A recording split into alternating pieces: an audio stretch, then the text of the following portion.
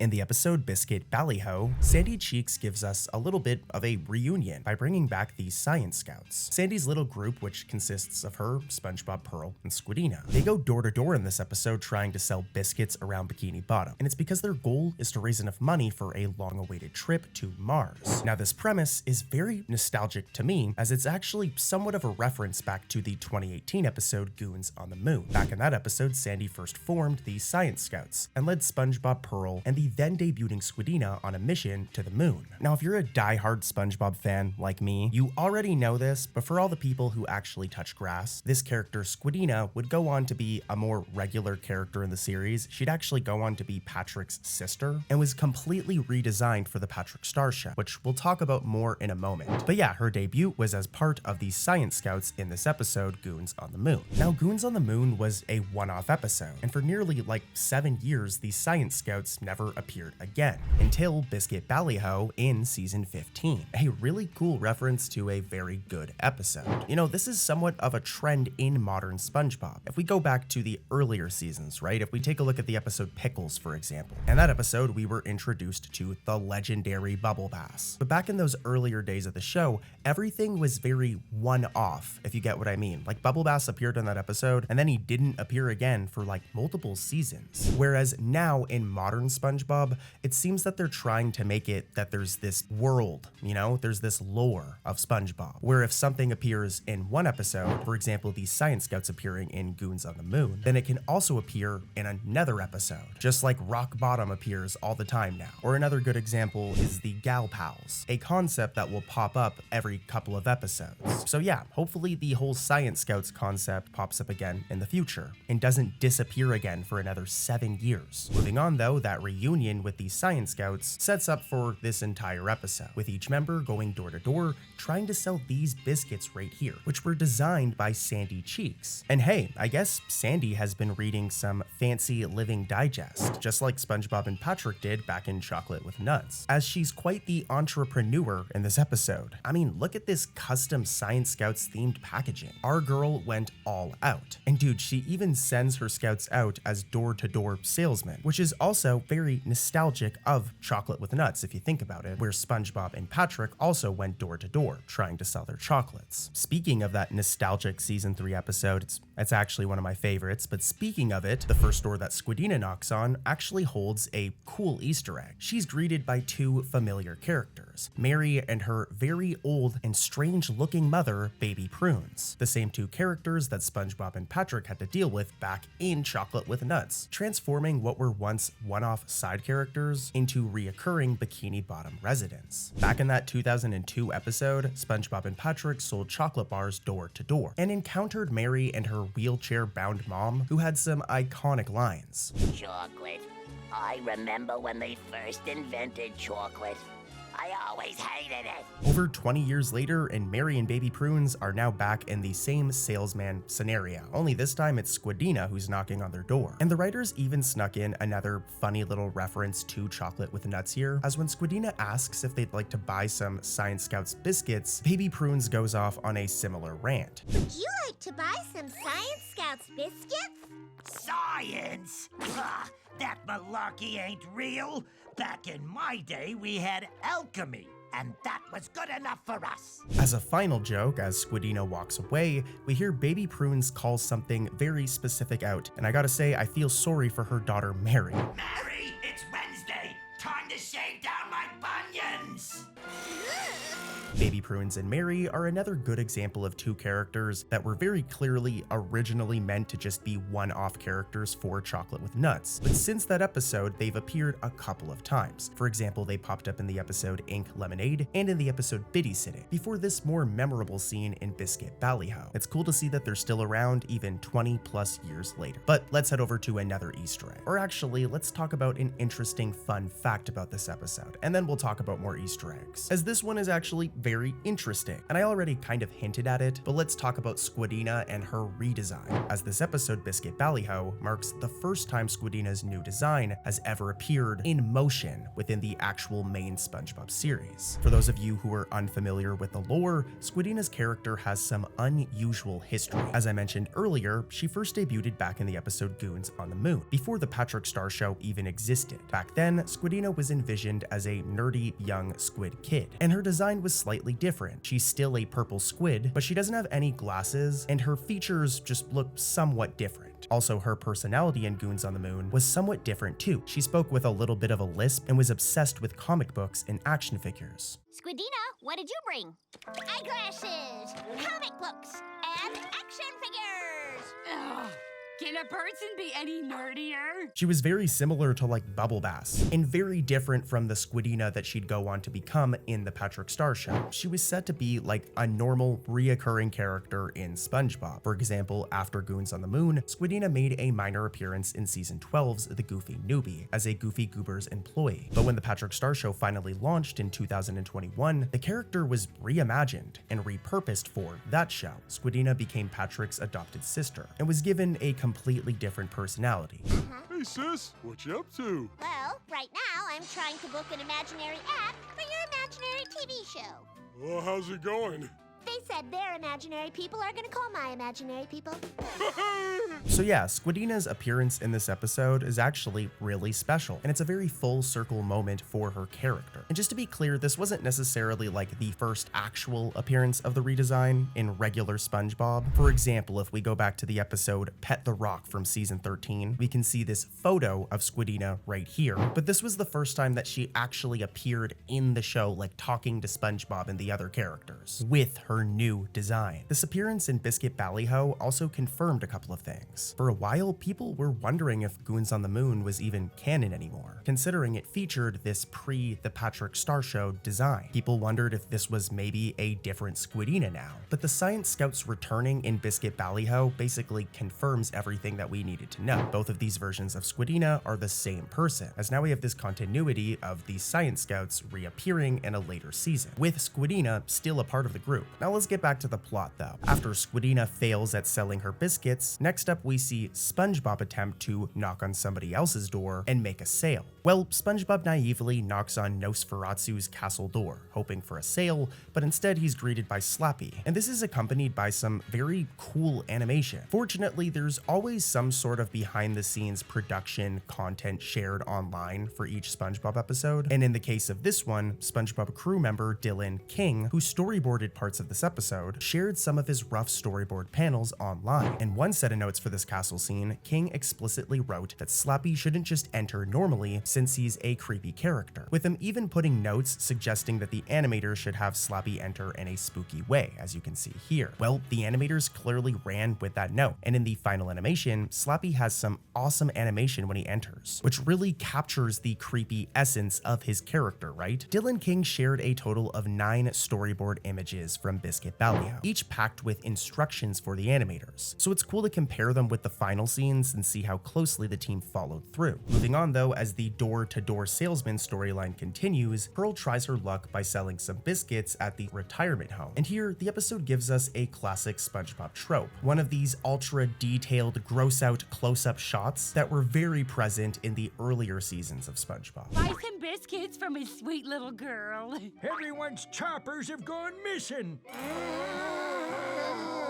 Now, some behind the scenes details for you guys is that this extremely detailed shot was actually hand painted by background painter Amy Lewis. Lewis shared behind the scenes progress shots of this very painting over on her Instagram, revealing how she builds the image in layers. And then the final product is scanned with the lines added digitally on top of it. So really cool stuff here. One more thing from this episode, and this one's actually a really cool Easter egg, but let me give you a little context. So thanks to Pearl guilt tripping her greedy dad, the Science Scouts finally get their trip to Mars, and in the final scene, Sandy's rocket ship lands on the red planet, only to be greeted by a little Martian girl selling Martian candy door to door. Greetings, Earth creatures! Would you like to purchase some Astro Biscuits? We are raising money for a trip to Earth! It's a funny little gag referencing the plot of the episode, but there's actually a hidden layer to this cameo that only a nerd like myself would catch, as this Martian girl character right here is not just a random character. It's actually a deep cut reference to the 2004 SpongeBob movie. Remember the song from the ending of the movie, the Goofy Goober rock song? It's so badass. Well, in one quick shot during that sequence, we see a cartoonish alien right here in a spaceship. Well, if we do a side-by-side, we can see that this character at the end of Biscuit Ballyho is literally the exact same character from that SpongeBob movie. And we actually seen that this Easter egg was suggested during the storyboarding phase. As in this screenshot, another one posted by Dylan King, we can see that he suggested that the animators actually used this character for the final scene. So talk about like a really, really cool Easter egg to, in my opinion, the best SpongeBob movie. I like the other SpongeBob movies, but the 2004 one is so good. I literally seen it in theaters as a little kid. But yeah, what a deep cut reference. And this also shows that most likely the storyboarding team is who decides what gets included in these episodes as Easter eggs, as it was literally suggested by one of the storyboard artists. But yeah, that does it for this episode, and let's head into another one with more Easter eggs. One of the classic episodes from early SpongeBob, titled Clams, centers on Mr. Krabs celebrating a major milestone, that being him earning his millionth dollar. What's wrong with Mr. Krabs? Do you know what this is? You have just given me my $1 millionth. What do I win? Nothing! Everybody get out! You're spoiling me moments! Our favorite Grady Crab is absolutely freaking stoked about this, as you can imagine. And to celebrate, Mr. Krabs drags SpongeBob and Squidward on a fishing trip instead of the fancy vacation that they were expecting. I mean, this is Mr. Krabs we're talking about here, the cheapest cartoon character in the history of cartoon characters. Can any of you even name another cartoon character that is as greedy as Eugene Krabs over here? Anyways though, trouble strikes when a giant clam, known as Old Blue Lip, swallows that shiny millionth dollar, which sends Mr. Krabs into like a tweaking frenzy. Like, our boy is just flipping out in this episode. And this brings us into our first reference, as the rest of this episode parodies the movie Jaws. But we'll get into the Jaws thing in a moment. For now, let's talk about some really interesting lore about this episode, as there was an entire scene that got cut and deleted. As I mentioned, the episode begins with Mr. Krabs being very excited about his new millionth dollar. But originally, the writers planned an extra dark comedic beat right after that celebration, one that never made it onto television. In the Clam storyboard, which was included as a bonus on one of these SpongeBob DVDs, Mr. Krabs was going to pick up the Krusty Krab phone and call his parents to boast about his new accomplishment. This would lead to a punchline, if you even want to call it that, where it would cut to a shot of two tombstones, revealing that Mr. Krabs' parents are long dead. No! This is my $1 millionth earned! Every Krab's goal in life is to make $1 million, and now I got mine! Mom, Dad, I finally done it! I've made me millionth dollar! That's great, son! This morbid joke went as far as having art assets like made for it for the episode. For example, we can see painted background art made for the gravestones and for the payphone that was supposed to be inside the Krusty Krab. But as I've mentioned, this scene was eventually cut during production. And why? There are two big reasons. First, it created a continuity error. Mr. Krabs' mother, Mama Krabs, or also known as Betsy Krabs, had already appeared alive in earlier episodes. For example, in the episode Sailor Mouth from season 2, where she scolded Mr. Krabs for his bad language. Here's the thing though, Betsy Krabs was also slated to appear in another season 3 episode titled Midlife Crustacean, so killing her off in Clams would conflict with those appearances. In terms of Mr. Krabs' father, we hadn't actually met the dude yet. He does eventually appear later on, but at this point we didn't really know much about it. Nonetheless, the storyboard team realized that they were about to orphan Mr. Krabs, so they wisely pulled the plug. But there's even another reason, as even by SpongeBob standards, the joke was honestly very, dark. It's basically just a joke about Mr. Krabs' parents being dead, with no, actual payoff, which is funny that they were going to do it, but it would have felt somewhat out of place considering the lighthearted nature of this episode. Moving on though, once the episode shifts to the fishing trip portion of the episode, Clams goes full on Jaws. It's like a love letter to the movie, with almost every aspect of the famous 1975 shark thriller being spoofed. In fact, Clams was originally going to wear its inspiration on its sleeve, as the working title for the episode was originally Sponge Jaws. Early production materials and model sheets still refer to it by that name, as you can see right here. So this isn't just some sort of long-time rumor. Nickelodeon eventually changed the title to the less on-the-nose Clams, likely to avoid any legal issues or too obvious allusions to Jaws. But let's dive into some of these references. For example, the plot and characters. Just like in Jaws, where three men, Quint, Brody, and Hooper, head out on a boat to hunt a great white shark, here we have Mr. Krabs, SpongeBob, and Squidward on a boat hunting a giant clam.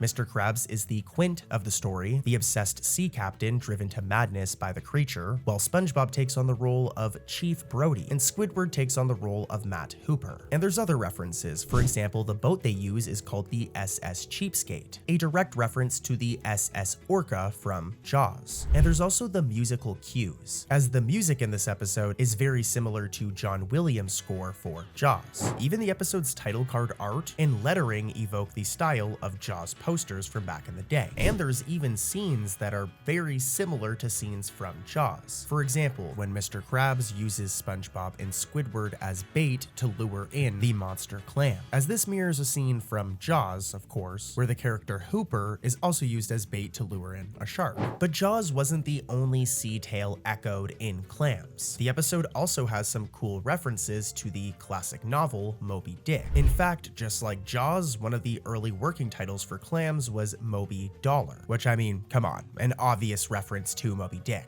Not only that, but there's also a gag in the episode that directly references the book. And honestly, it's something that went completely over my head as a little kid. But later on in the episode, when Mr. Krabs is really freaking out about the dollar, he throws all of SpongeBob and Squidward's food off of the boat. They're like literally stranded on this boat, so they're just screwed now, and all that's left is one sandwich. Then I guess I have no choice but to offer a reward. You're kidding. It's this sandwich. A sandwich?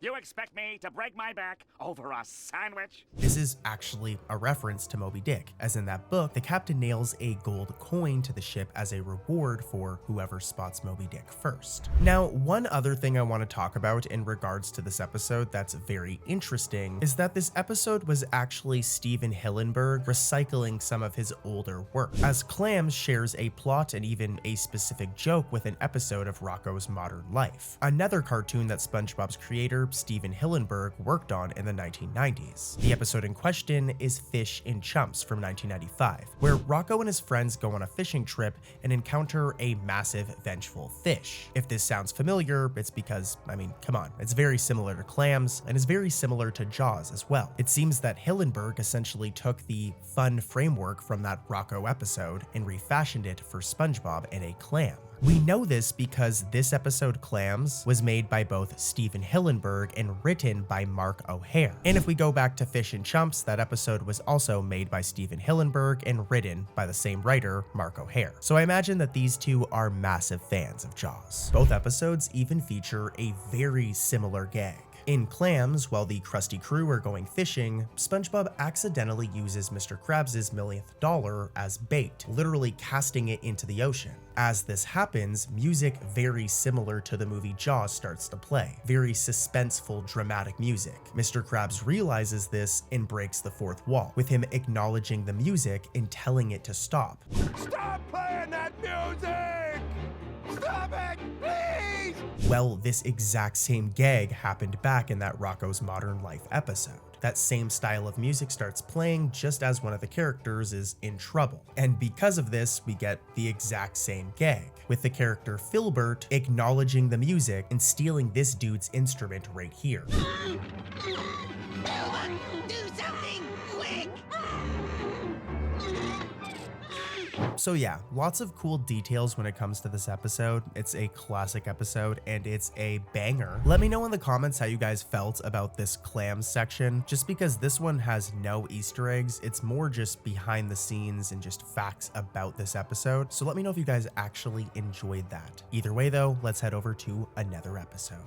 The episode, The Abrasive Side, opens on a busy morning in downtown Bikini Bottom, where SpongeBob is waiting for the bus to meet Patrick so they can take their trip over to Glove World. Right away, his overly nice nature gets him in trouble. A line forms at the bus stop, and SpongeBob's willingness to let others cut in front of him leaves him stuck at the very back, missing bus after bus. It's actually a really funny gag. No matter how much our favorite Sponge tries, he just cannot catch the bus. Well, among the crowd of pushy fish waiting with him, attentive fans might spot a surprisingly obscure character making a bit of a comeback. This dude right here, this guy. The green, big-chinned businessman, Howard Blandy. If we rewind, Blandy first appeared way back in season 4's Selling Out. And in that episode, he's a wealthy mogul who actually buys out the Krusty Krab and ruins the entire company once he turns it into Krabby-O Mondays, selling synthetic patties, fake Krabby Patties, and just turning it into a greedy corporate machine. Like if you think Mr. Krabs is greedy, this guy's a lot. But yeah, this reference or Easter egg is a deep cut, considering Blandy hasn't been seen in ages. So seeing him casually waiting for the bus in The Abrasive Side is a cool bit of continuity. I guess he's a part of, you know, the SpongeBob universe now. But only rarely, like this dude only rarely pops up. But back to the episode, as this entire bus stop sequence feels like a wink to veteran viewers like myself, as there's a bunch of cool little callbacks going on here. For one, SpongeBob repeatedly misses the bus due to constant distractions and delays. A scenario that's pretty similar to Rock Bottom, right? If we rewind to that episode in Rock Bottom, SpongeBob found himself stuck in this like weird deep sea town, and every time he tried to go home and get the frick out of there, he'd miss the bus at this bus stop right here.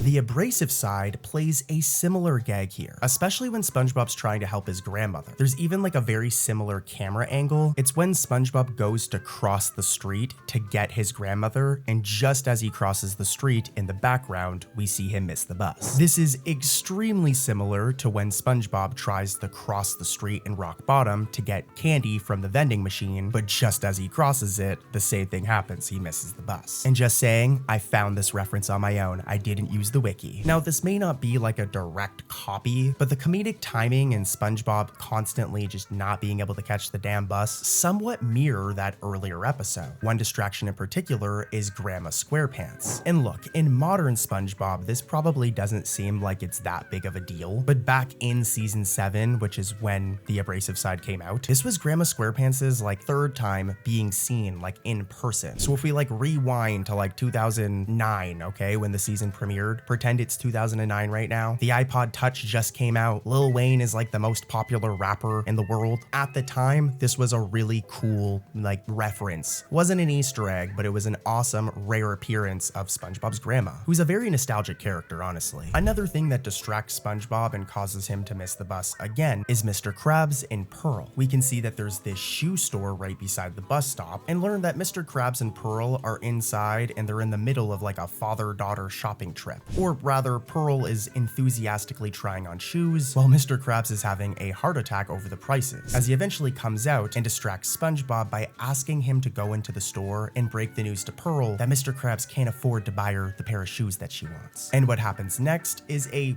really cool callback to the episode The Chaperone. When SpongeBob delivers the news, Pearl explodes into tears, literally. So much so that her tears flood the entire store. This is almost shot for shot what Pearl did back in The Chaperone during its opening scene, where she similarly flooded the Krusty Krab with her crying. Don't cry, love. Daddy's gonna make it all right. Calm down, girl.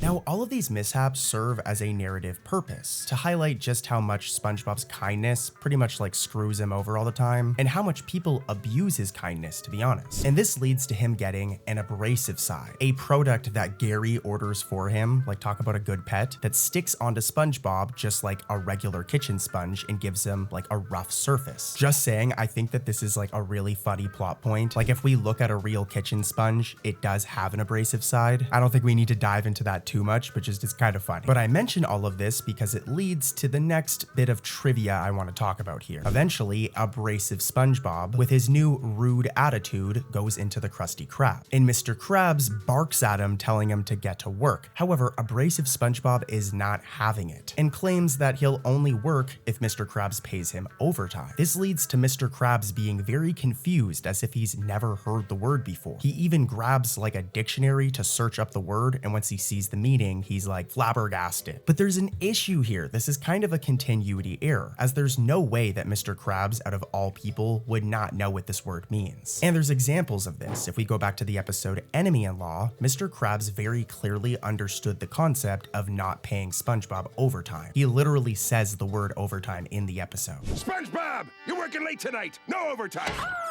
So yeah, Mr. Krabs definitely knows what that word means. What I think happened here is whoever wrote this episode just wasn't familiar with this, SpongeBob lore. Saying that out loud sounds crazy, but there is SpongeBob lore. And whoever wrote this gag needs to educate themselves on it, alright? I'm not proud of it, but I'm like an expert of SpongeBob lore at this point. It's not something I'm gonna like brag to my girlfriend's parents about, but I know my shit. I know my stuff. And so should the writers, but this is a pretty old episode, so let's move on to another Easter egg or another bit of trivia. Also, something I want to point out about this scene that is really good, consistent like character is Mr. Krabs' bookshelf. As if you look, it's all like self-help, finance bro books. You know what I'm talking about? You know the type of dude I'm talking about. All of them are self-help books, and this is just very fitting for Mr. Krabs. Let's get into what happens after this scene though, because there's still more Easter eggs and references I want to talk about. As with abrasive SpongeBob on the loose, no one in Bikini Bottom is safe from his sass, and we encounter Squidward next, who, as you can imagine, is shocked to hear that SpongeBob doesn't want to talk to him and is very rude to him. Well, abrasive SpongeBob is, at least. In fact, abrasive SpongeBob states that not even all of the money hidden in Mr. Krabs' mattress could convince him to spend time with Squidward. Well, this line is actually a really cool continuity reference to season 4's The Lost Mattress. As in that episode, we learn that Mr. Krabs literally hoards his cash by stuffing it into his mattress, which became a plot point when SpongeBob, Patrick, and Squidward replaced it. My money was in that mattress! What? Haven't you ever heard of a bank? No! If I remember correctly, Mr. Krabs literally goes into a coma over losing his money, but SpongeBob clearly remembers this incident as he directly references it with that line, which is really cool. It's a deep cut though, like you have to remember that episode to even catch this reference. Eventually, SpongeBob's friends realize something is seriously wrong, and Sandy rips the abrasive side off of him. And this is where we can find another Easter egg. SpongeBob heads over to his grandmother's house to apologize, and if we look in her kitchen, we can see this plate of freshly baked cookies right here, which is another awesome reference, this time to Grandma's Kisses. As if you guys remember, a big plot point in that episode is SpongeBob not wanting to be a kid or a baby anymore. He wants to be an adult. And this means that one of the things he has to say goodbye to is his grandmother's famous freshly baked cookies, with Patrick getting to eat them instead. Thanks, Grandma. Grandma, could you not mention this to the guys down at the Krusty Krab? No problem. Dude, the cookies are just making me really hungry, so let's move on to another episode and talk about more Easter eggs. The episode, The Green Tentacle, is quite the new one. It actually isn't even out in America yet, but that's just how hard Cartoon Corey goes for you, and I've already found a bunch of Easter eggs in this episode. But let's get into the plot, that way all of the Easter eggs and facts actually make sense. But yeah, on a sunny day in Bikini Bottom, Sandy is enjoying a refreshing glass of this iced tea right here in her tree dome, when a familiar insect flutters by. Longtime fans will recognize this butterfly, as it's the very same one that startled SpongeBob back in the series' second episode, Tea at the Tree Dome. There's no water in... Here. Years Years later, like 25 plus years later in the green tentacle, this cute little creature makes a brief cameo here in this episode, making for a really cool nod to the past. And just saying this isn't like a random butterfly, if we do a side by side, we can see that the butterfly's distinctive orange wings with these black spots make it very clear that, you know, it's the same butterfly. It's a tiny detail, but a rewarding Easter egg for those of us who are massive SpongeBob nerds, especially of the first season. But this peaceful moment doesn't last. Sandy wakes up to be horrified when she discovers that her prized oak tree is suddenly withering, shredding leaves at an alarming rate. This thing is dying. It's cooked. Desperate to save it, she enlists help from SpongeBob and eventually Squidward, who, as we've seen before, fancies himself as a bit of a gardener. Of course, Squidward agrees, but only after Sandy strokes his ego by calling him the best gardener in Bikini Bottom. And this in itself isn't necessarily an Easter egg, but it's some really cool continuity. And it directly references episodes like SpongeBob You're Fired, or Mermaid Pants, or Bunny Hunt, where we see that Squidward is really into gardening. So really cool, but this sets the stage for Squidward to join in on the plot and help with the situation. Hopefully he can save Sandy's tree. What follows is Squidward's over-the-top, pretty much manic approach to tree healing. He transforms the tree dome into a Zen garden, complete with meditation sessions to the sound of his clarinet. As night falls, Squidward's determination morphs into obsession. He literally slips into like a manic state. Now at one point, we see him manically striking a large gong with a mallet in this clip right here. The process. The process. The process. Which instantly rang a bell for me at least, no pun intended, and I'm sure for a lot of you guys, as it mirrors a scene from the classic episode Fear of a Krabby Patty, where Mr. Krabs frantically pounds on a cowbell in a similar fashion. Day 23! Give it up for day 6,654. Day 30! Now, this homage isn't frame perfect, but the frenzied energy and timing make it that it's a pretty clear inspiration. Also, just saying, Squidward becoming so crazy in this episode is very funny. He reminds me of myself when I forget to take my ADHD medication. But yeah, by morning, Sandy's patience wears thin. When she confronts Squidward about his chaotic methods, he snaps, kicking Sandy out of her own tree dome. And this is where we can find more Easter eggs and facts and references to older episodes. The next day, SpongeBob and Sandy sneak back in, and to their amazement, the tree is green again, but it comes with a bit of a catch. At first glance, it looks like Squidward has succeeded. The branches are full of broad green, quote-unquote, leaves, but a closer look reveals that these are not leaves. Squidward has plastered the tree with pieces of his own paintings, cutting them into leaf shapes and essentially turning the oak tree into an art project. This is a very Squidward solution, just saying. I mean, if nature won't cooperate, right, why not replace it with art, especially his art that he made? But forget about all of that, let's talk about the multiple Easter eggs in this one scene, as many of the leaves are actually fragments of Squidward's past artworks seen in older episodes. And the first one that I think we all will recognize is the infamous Bold and Brash painting, which can be seen right here. Originally from Season 2's Artist Unknown, Bold and Brash is the abstract portrait of Squidward that he once tried to sell to an art collector. This guy right here, Monty P. Moneybags. And I mean, who could forget Monty's scathing critique? How about this one? I call it bold and brash. More like belongs in the trash! Sorry, I must have missed that one.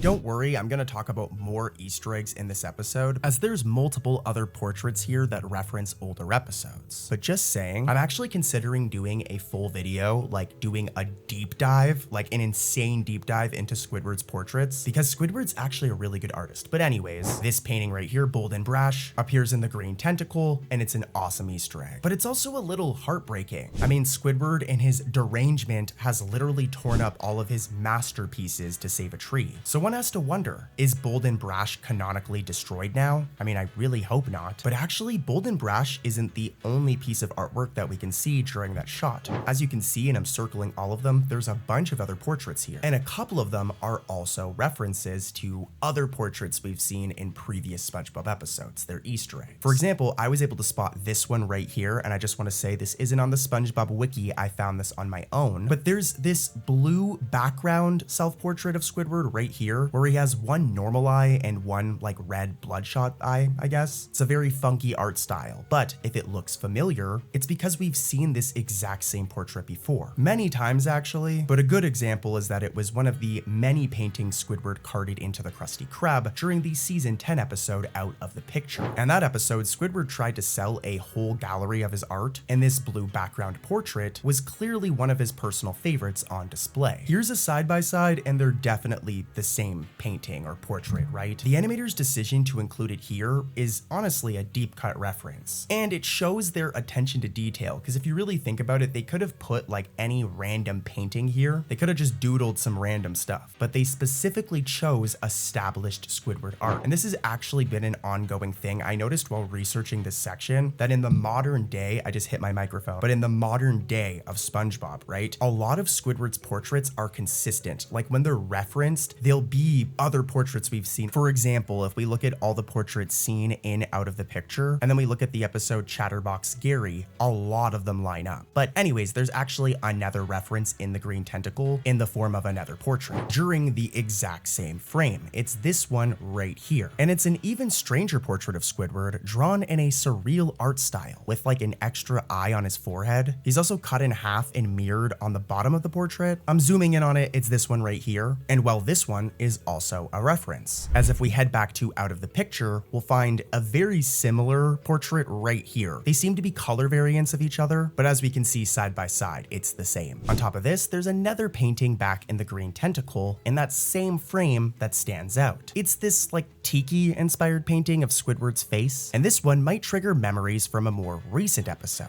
as it's a reference to Chatterbox Gary from season 11, where Gary acquires a collar that translates his meow into speech, which is actually pretty cool. Imagine giving like your dog or your goldfish like some device and they could talk to you. I know my dog would just beg for treats all the time. But yeah, back in that episode Chatterbox Gary, Squidward proudly shows off a secret room in his house filled floor to ceiling with self-portraits. And one of the pieces visible in Squidward's gallery is identical to the one I just mentioned in the green tentacle. The fact that it reappears here is again a fun shout out to Chatterbox Gary and underscores just how vast Squidward's crazy art collection really is. And again, realistically, the storyboard artists could have doodled up some random modern art for this scene, but instead they pulled from Squidward's established catalog. Because this dude has a lineup of paintings, man. He has a lot. But let's keep it going with even more Easter eggs. Ultimately, the crisis in the green tentacle is resolved in a very SpongeBob-esque way. SpongeBob innocently muses that it's a shame that they can't just ask the tree what's wrong, which gives Sandy a very clever idea. She creates like literally a device that lets the tree talk to them. And this reveals that the tree isn't actually sick at all. It simply has something heavy pressing on its roots. And that's Sandy's truck right here. I don't know why she parked her truck on her tree, but I also think it's hilarious that Sandy drives a truck because she's like a Texan. I mean, this technically isn't an Easter egg or even a reference, but it's some really cool continuity, and it's very fitting for Sandy's character if you think about it. Like, look at this truck. It just screams redneck Texan. But Sandy knows the issue now, she fixes it, and the tree perks up, healthy as ever. Squidward, now coming to his senses, realizes that he's destroyed all of his paintings for nothing. And yeah, that's pretty much it for this episode in terms of Easter eggs. But again, I do want to say, I wonder if Squidward's paintings, like all of them, are canonically destroyed now. It's a cartoon, so I doubt it. SpongeBob is very selective with their continuity, so who knows? I'm sure the paintings will pop up again in another episode, but we'll just have to wait and see. In the meantime though, let's head over to another episode and talk about more Easter eggs. So the episode A Fish Called Sandy from season 15 actually has like almost an entire video's worth of Easter eggs. Like, I'm gonna be honest with you guys, this is the most amount of Easter eggs I think I've ever covered in one episode, as this episode A Fish Called Sandy has so many, and there's actually a lot of interesting lore and fun facts about this episode as well. But yeah, the episode opens with a scene that immediately lets us know that this is going to be a nostalgic episode, as it kicks off right off the bat with an Easter egg. We see this orange scallop right here perched up on a wooden stand, just chilling in the morning sun. And if this looks familiar, it's because it's nearly a shot-for-shot recreation of the opening of a season 1 episode. If we go back to Opposite Day, that 1999 episode, we get a very similar scene where a scallop sat outside of Squidward's house, and here in this new episode, it mirrors the scene exactly, even down to the like same exact wooden perch. Like, if we show them side by side, we can see that it's even the same little wooden platform. And yeah, it's a fitting start for an episode episode designed as a loving visual tribute to SpongeBob's early years, as you guys will see. I mean, even the title itself, A Fish Called Sandy, is actually a playful reference to the 1988 comedy film A Fish Called Wanda. In fact, the premise of this episode also riffs on the famous short story The Fly and its 1986 film remake about a scientist's experiment gone awry. Here, Sandy Cheeks plays the role of the bold experimenter, eager to swap her DNA with a fish, a scenario that promises a lot of comedy and, as you'll see, is jam-packed with so many Easter eggs, guys, like holy cow. Also, just saying, guys, I am a little sick. I just played another concert with my band. Here are some photos from the concert. And I was singing a lot. I sang like 30 songs, so if my voice is a little bit shaky, that's why. But also, you guys get to see these photos, and it's just another reminder that I am not AI and I'm a real boy. But let's keep it going. At the very start of this episode, after the scene with that scallop, Sandy and SpongeBob meet up, and when we first see SpongeBob, he's found goofing around with a crumbled gum wrapper, making it flutter and fold for his own amusement. SpongeBob is a very simple boy. Well, longtime viewers might recognize this as a subtle nod to the season 1 episode, The Paper. You know, the episode where SpongeBob famously entertained himself with like a scrap piece of paper, which caused Squidward to literally go crazy. I'm pretty sure he even gives SpongeBob like the deed to his house to get the paper back. But yeah, this seems to be somewhat of a callback to that, but it also might be a coincidence. Nonetheless, this small detail immediately sets the tone. Nick Jennings, the show's original art director from seasons 1 to 3, makes his return after over 20 years. He was missing for a while, and this dude jam-packed this episode with subtle touches to the show's early days. Even the title card art uses the same background style and hand-drawn lettering from the first season. For example, here's a side-by-side. And there's a ton of other things that make it clear that A Fish Called Sandy is deliberately steeped in nostalgia. But back to the plot. Sandy invites SpongeBob into her tree dome, eager to show off her latest invention. As they enter, observant fans are greeted by an old friend, a very nostalgic Easter egg right here. As if we zoom in over here, we can see Birdie, the same orange bird from Sandy's debut episode, Tea at the Tree Dome. And if we rewind in Sandy's first episode, this little bird was happily seen splashing in the bird bath in that episode as well, only to be rudely interrupted when a desperate SpongeBob dove in to soak up water.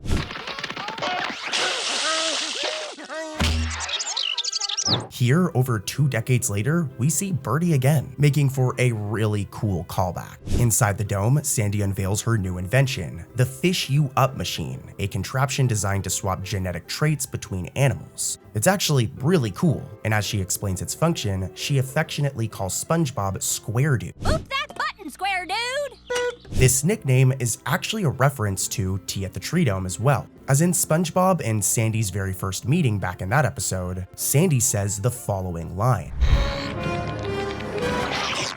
Hold on there, little square dude! Back in that season 1 episode, it was the first time Sandy ever used that moniker, and it was pretty much the last until this episode. And this is just the tip of the iceberg, guys. There are so many more Easter eggs in this episode. So let's keep it going. As the machine zaps Sandy and Fred, poor Fred, by the way, he was just like signed up against his own will for this experiment, clearly. But as the transformation happens, Sandy undergoes a cartoonishly detailed transformation. We see her grow gills on her neck while her lungs shrivel up, which is animated in almost the exact same way as a scene from the season 2 episode Pressure. If we go back to that episode, Sandy challenged the others to see who could last longer without their usual habitat. And when she removed her helmet underwater, her lungs visibly shrank and dried out as she struggled to hold her breath. Well, A Fish Called Sandy replicates that visual gag lovingly, with her pink lugs deflating just like balloons, just like SpongeBob fans saw back in 2001. Here's a side-by-side, and as you can see, it's very, very similar. Also, to cap it off, the sound effect used when Sandy's lungs are shrinking is actually the very same sound effect that we heard when SpongeBob himself shrank down to a withered sponge on the grill back in Nature Pan. Here's the sound effect from A Fish Called Sandy.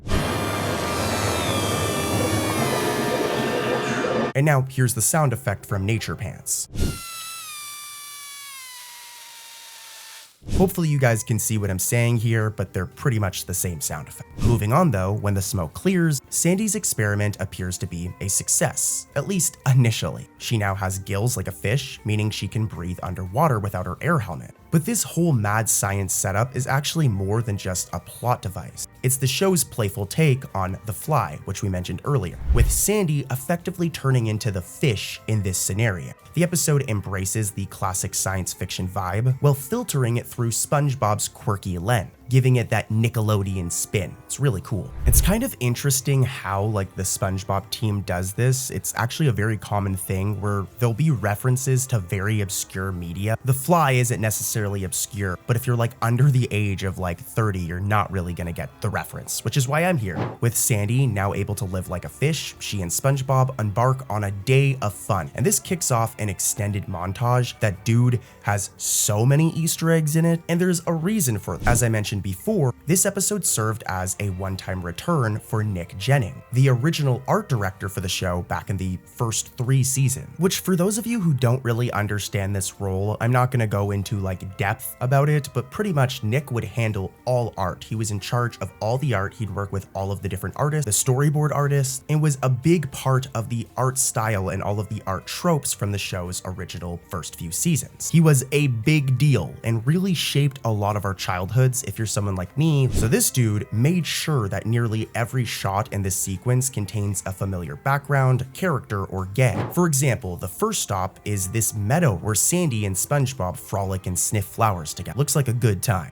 Well, you may recognize that this backdrop or background right here is actually from the episode Fun, more specifically from SpongeBob's famous Fun song, where we see SpongeBob dance through a meadow of flowers while teaching Plankton about friendship. If we do a side-by-side, we'll see that here, the exact same flower-dotted landscape is lovingly recreated as SpongeBob and Sandy take a moment to appreciate the bloom. And you've probably noticed now at the side-by-side, this is more than a pretty background. It's a direct callback to a fan-favorite musical moment from like 1999, and it's made even more special because Nick Jennings, if we go and look at the credits of the episode Fun, was actually the art director who contributed to this original meadow. And this is going to be a running theme throughout this entire video. So let's continue. After the Fun reference, the montage then kicks into a lively pace. SpongeBob and Sandy don their karate gear, with SpongeBob in red gloves and Sandy in her green, just like the outfits they wore back in Karate Choppers. Another reference. Also, for a brief scene, the pair engage in some friendly karate sparring, which also seems to reference that season 1 episode where their karate obsession first got out of hand back in Karate Chopper. And there's more going on here. Seashell Park, where Sandy and SpongeBob practiced karate back in the same episode, Karate Choppers. This might not seem like actually a big deal, but Seashell Park is a location that hasn't been seen often since its original appearance, making its reappearance here a treat for hardcore fans. The animators even restructured a tiny background detail from the earlier seasons. For example, we can see a Porto Head portable toilet in the park right here. And again, this might not seem like it's a big deal. It might just seem like a random porta potty, right? But this specific outhouse was a common art trope back in the show's first 3 seasons. For example, it was a prop in episodes like Bubble Buddy from season 2 and SpongeGuard on Duty from season 3. But once Nick Jennings left the show after season 4, it visually disappeared from the show entirely. Like, that's a fact. If we look at any episodes after season 4, none of them have this prop, the Porto Head portable toilet. Well, it reappears here in A Fish Called Sandy, and I don't think it's a coincidence that this is the episode where Nick Jennings returned. So a really cool Easter egg that's kind of like a deep cut. It's seemingly kind of mundane, right? Like, I'm sitting here over explaining a porta potty, but when you understand the lore and history, this is really cool. It is a reference to the show's earlier seasons. And we're not done yet. The montage's rapid fire tributes continue as SpongeBob and Sandy have a laugh in downtown Bikini Bottom. They're shown standing in the city making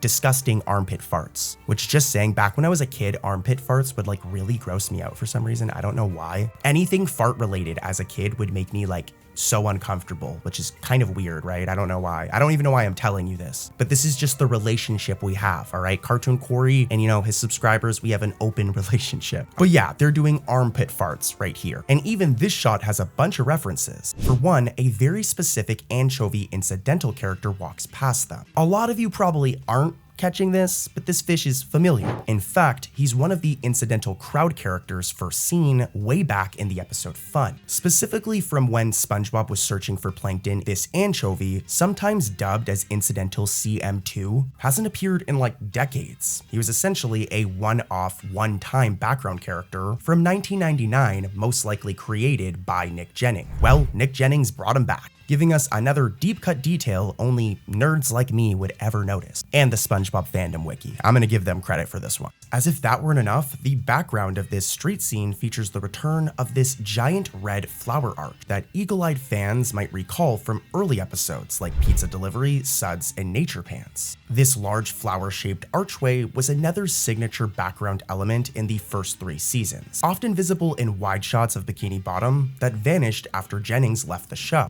Again, this is another one that might seem very random, but the lore and history that I'm explaining here is what makes it cool. SpongeBob and the gang never actually visit this thing back in season 1, 2, or 3, and honestly, it's actually a pretty random background detail, but as I mentioned, after season 3, it disappeared. 10-year-old me, like 10-year-old little Corey, certainly did not notice, and I doubt that any of you watching did either, but we now know the answer as to why, and that's that Nick Jennings left the show. So see, some of these things I'm talking about, they're like random and they seem kind of like mundane, but hopefully you guys are getting the picture here. With the lore, it's actually very interesting stuff. And I mean, I don't mean to brag, as I always say, this is what all content creators should be doing. Like, if you want to make content on YouTube, you should be going the extra mile, but this just shows how hard I go, because if you were to go and look at the Wikipedia page for this episode, all right, the SpongeBobpedia page, there's lots of the stuff I'm talking about, but I've added so much additional lore and history here, and it's because I love this stuff. It's just so interesting to me. I need to touch grass, but let's keep it going. Another quick segment during that same montage shows SpongeBob and Sandy romping across a field of like hydrothermal vents, these things right here, and as they hop from vent to vent, a blast of hot water from one vent blows SpongeBob straight upward, separating his body from his pants for a split second.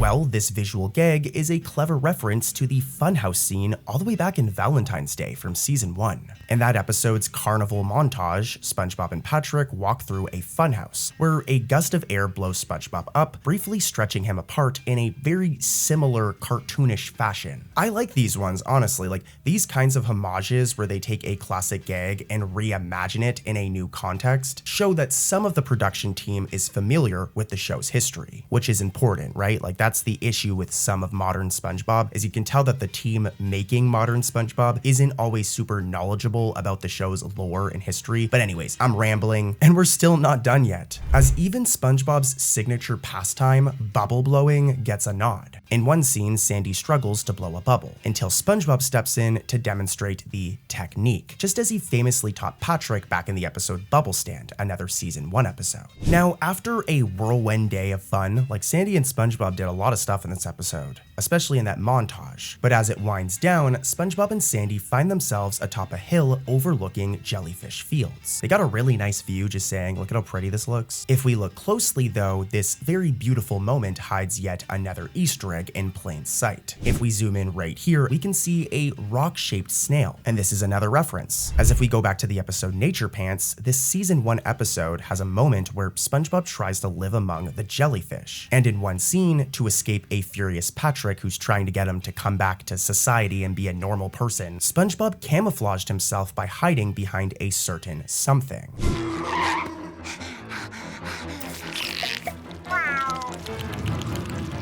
Now, if we look at these side by side, we can see that very same snail design, a stony shell with a snail's eyes peeking out, is present here, giving us another really cool Easter egg and reference to another classic episode. This is like a 26-year-old reference right here, pretty cool. Back to the plot though, as this moment at Jellyfish Field leads to this episode's turning point, where Sandy starts to shed her fur since she's transformed into a fish now. And when the molting finally stops, we get a close-up of Sandy's new fishy appearance, and she strikes a pose that I kind of found familiar. If we head back to the episode Tea at the Tree Dome, once again, this pose in A Fish Called Sandy is nearly identical to a pose Sandy held, specifically when she first introduced herself to SpongeBob. If we look at them side by side, it isn't like exact, but I mean it's pretty darn close, right? Like let me know in the comments what you think. I think that this was a direct reference. But of course, SpongeBob is astonished and a little concerned by Sandy's fully fishy transformation. Like imagine your friend just transforming into a different creature. But Sandy herself himself is like stoked about this. And this leads us to Goo Lagoon, where Sandy wants to see if she can actually swim now that she's all fishy. And this location gives us even more Easter egg. And if we look closely, working the counter is none other than the same chef, this guy right here, from all the way back in the episode Ripped Pants. If you don't recognize him, let me explain. This burly purple fish wearing a white t-shirt and a cool chef's hat ran the Goo Lagoon snack bar back in Ripped Pants.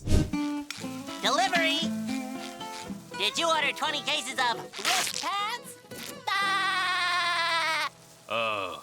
He's only appeared like a few times since. Like for example, he made like a quick cameo in the episode Abandoned Twits, but this episode marks his true return to the series. And there's more going on here, as when SpongeBob leans casually against the McFlaky stand, the background music playing is very familiar. It's a track called You're Nice, and it's actually the very same tune used as the title card music for Ripped Pants. SpongeBob's pose itself here is also a direct reference. He props an arm onto the counter and kicks one foot up behind him, which is almost exactly how he leaned on the ice cream stand back in Ripped Pants just before delivering his lame joke. Seeing SpongeBob strike this same stance here with Sandy by his side chuckling is another really cool reference. But this is where things get really interesting. After grabbing some snacks, SpongeBob and Sandy depart Goo Lagoon and head home. And as they walk along the roadside, viewers are treated to one of the most unexpected location reveals in SpongeBob history. Fish Hooks Park reappears right here. This very rare area, an open field just with a ton of dangling fish hooks everywhere, was of course the central setting of the iconic season 1 episode Hooky. And I mean, it pretty much hasn't been seen since. It's a very rare location, so seeing it here is kind of a big deal. Like if we go back to Hooky, SpongeBob and Patrick infamously played on these fishing hooks like carnival rides, despite Mr. Krabs' warning that they'll end up dead in the gift shop, if you guys remember. It's a classic episode, and to see the same park drawn again here is a deep cut for fans. There's also another musical reference here, as fittingly, the musical score that plays as they approach this location is The Great White, the same dramatic tune that debuted in the original Hooky episode. So not only is there like a physical Easter egg here, but there's also like an audio Easter egg. How cool is that? I would play them, but I'm not trying to get like spirit bombed by Nickelodeon copyright, so let's not risk it. As you can imagine though, Sandy, now fully transformed into like a fishy sea creature, cannot resist the shiny hooks, just like Patrick couldn't all those years ago. So she peers up at a particularly enticing baited hook. Well, there's another Easter egg here, as one of the very worms from all the way back in Rockabye Bavalve is shown curled around the hook Sandy has her eyes on. If you guys need a refresher, it's this worm from Rockabye Bavalve. I'm gonna play the clip, take a look. Hello, sea creatures! I bring you greetings from Apple World! Wait! We will bury you! This little purple worm was last seen being plucked from his apple home in that clip I just played you. Somehow I guess he like survived, I don't know how, because here he is again, about to be eaten by Sandy. If we do a side-by-side, we'll see that his design with the same cute face and purple body is duplicated exactly. It's like a perfect match. Anyways though, inevitably Sandy takes the bait, literally. Unable to fight her fishy instincts, she bites the hook, and in an instant, she's yanked upward. This whole sequence lovingly parodies the climax of Hooky, but with the roles reversed. In Hooky, SpongeBob himself got snagged on a hook and was nearly reeled to the surface before jumping off at the last second. In fact, SpongeBob's facial expression of shock as Sandy is pulled upward is drawn exactly like a reaction shot from Karate Choppers, of all places. Specifically the face he made when Mr. Krabs fired him for doing karate at work. It's a very odd reference, but side by side you can see the similarities. It isn't identical, but it is close. Above the ocean, we see live action footage of fishermen on a boat. Another callback to Hooky, which also cut to real fishermen whenever a character was pulled from the water. The fishermen in this episode, however, get a surprise. Instead of a tasty fish, they've reeled in a confused sea squirrel hybrid. In a comedic twist on catch and release, the anglers take one look at Sandy and decide she's not worth, can't really blame them. So they toss her back back into the ocean. By now, Sandy is fully embraced behaving like a fish, which leads to one final crazy chase scene. Back in the water, transformed and running on instinct, Sandy starts running through Bikini Bottom. And as SpongeBob pursues her, we get another cool Easter egg, a deep cut. As we can see, SpongeBob passes by a wooden fence where we see Gary the snail perched on top, singing a sea shanty tune that we've heard before, as this is actually a recreation of the ending scene from I Was a Teenage Gary. Back in that season 1 episode, a snailified SpongeBob and Squidward joined Gary on a fence to sing a meowing version of Blow the Man Down as the show ended. Meow, meow, meow, meow, meow, meow. Meow, meow, meow, meow, meow, meow. Here in A Fish Called Sandy, only Gary is present on the fence, but he's singing the exact same song. Meow, meow, meow, meow, meow, meow. Meow, meow,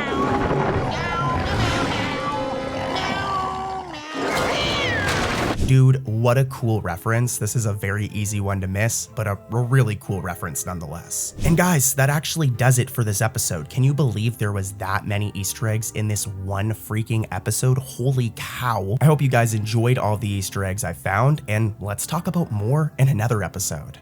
Dude, this SpongeBob episode has so many Easter eggs in it. In the season 16 episode, Squidward's Tough Break, this is a fairly new one by the way, Squidward Tentacles finally gets a day off of work and his boring job at the Krusty Krab and plans a fancy brunch at a high-class bistro. Or is it bistro? I don't know, let me know in the comments. All I know is that those places usually have bagels and coffee, and that stuff is really yummy. But yeah, Squidward, dressed to impress, heads to what he believes is this cafe, only to end up at a very rare and infamous location, the Salty Spatoon. And dude, this is where we can find a ton of Easter eggs. Fans will recognize this place as the same like dive bar first introduced all the way back in season 3's No Weenies Allowed, where only the toughest fish dare to enter. I had a bowl of nails for breakfast this morning. Yes, so?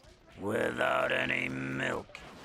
Right this way. Sorry to keep you waiting. In that classic episode, SpongeBob famously struggled to prove his toughness at the door. And I'll be honest, we've actually seen the Salty Spatoon plenty of times since No Weenies Allowed. Nonetheless, in this episode, the writers were smart. They put Squidward in the Salty Spatoon. He runs into Reg, this guy right here, the very same doorman from No Weenies Allowed, who literally chucks him through the doors of the bar. Well, from this point onward, this episode gives us a shit ton of nostalgia, with there being a bunch of Easter eggs and familiar faces. For example, one of the very first is a deep cut character. This guy right here, Harry the Health Hazard. He's like a wrestler who hasn't appeared in quite a few years at this point. This dude first showed up in the season 12 episode Patrick's Tantrum, and he's back here in Squidward's Tough Break, seen among the Salty Spatoon's patrons. This sets up for a quick gag where Reg promptly punches Harry right in the stomach. Ouch. That looks like that would really hurt. I don't think I personally want to mess with Reg. The Easter eggs and references continue inside the bar, as the episode literally becomes like a who's who of all of SpongeBob's different like tough background characters. I mean, the show's team clearly had a blast populating this episode and the Salty Spatoon with obscure tough guys from across the SpongeBob universe. There's a ton of them here. Another example is this dude right here, a fish that fans like to refer to as the Huge Guy, a giant muscular purple fish that you'll remember from the iconic episode The Fry Cook Games. Back in that season 2 episode, the Huge Guy carries Patrick out on his back. Bow down before the awesome might of... This huge guy who's carrying the real contestant, Patrick Star! Years later, in this very random incidental character, the Huge Guy appears in the Salty Spatoon on the wall of the toughest guys. And there's still more. This entire Salty Spatoon section of the episode is like overflowing with different Easter eggs, and this was likely by design. It seems the writers in recent seasons have been eager to revisit it. Like, it's clear that Nickelodeon has made an effort to make the Salty Spatoon like somewhat of a reoccurring location within SpongeBob lore now. In fact, the Spatoon has reappeared a few times since season 13. So yeah, the location is back full swing in the show. And to fill out the bar's background, the art team seems to have dug deep into the character archives, and the result is a ton of rare character cameos during the Salty Spatoon sequences in Squidward's Tough Break. For instance, a tough ladyfish named Mo appears, a really cool Easter egg because Mo actually originally came from the Camp Coral spin-off series. Like, Mo isn't a regular SpongeBob character. They were brought into the main SpongeBob series during Salty Sponge, and later in this episode, Squidward's Tough Break, as we can see them right here. Another example is the HR Thug, who originally appeared back in the episode Selling Out, where he threatened Squidward. The art team needed to fill up the salty spatoon and looked for any random thug or criminal-like character they could find, and trust me, this is a good example. The HR Thug is very random, and he appears right here in Squidward's Tough Break. But we can also spot this character right here, the biker fish, originally designed for the episode Potato Puff. Like I said, the art team had to dig deep, so they pulled this character from Potato Puff, and they're now a regular part of the Salty Spatoon crowd. But there's plenty of classic tough guys that originated back in No Weenies Allowed that also make a comeback in this episode. For example, my boy Tattoo Terry. This guy, for some reason, just looking at him is so nostalgic to me. Here's a side-by-side of him in this new episode and him back in No Weenies Allowed. There's also this guy, the Hate Fish, and even this dude, the Popeye Fish. Another very familiar fish if you're an old school SpongeBob fan like me that watched No Weenies Allowed back in the day. Now, to be fair, some of these characters have occasionally reappeared in other episodes over the years since No Weenies Allowed, but seeing them all assembled together back inside the Salty Spatoon, the very place that originally defined them and created them, is really cool. There are a ton that I didn't mention, so if there's any fellow SpongeBob nerds like me, let me know in the comments all of the other reappearances in the Salty Spatoon of characters who have appeared in the past that I missed. As the plot continues though, Squidward starts fitting right in with the Spatoon crew, eventually earning the respect of Reg and the gang, thus turning himself into a new tough guy persona known as Crazy Legs. This leads to a subtle Easter egg during a scene at the Krusty Krab, where Squidward shows up to loiter and mess with the normies, as he puts it. Squidward demonstrates just how evil he's become by doing something truly terrible, guys. Mind if I double dip? No, no, no, no, no, no!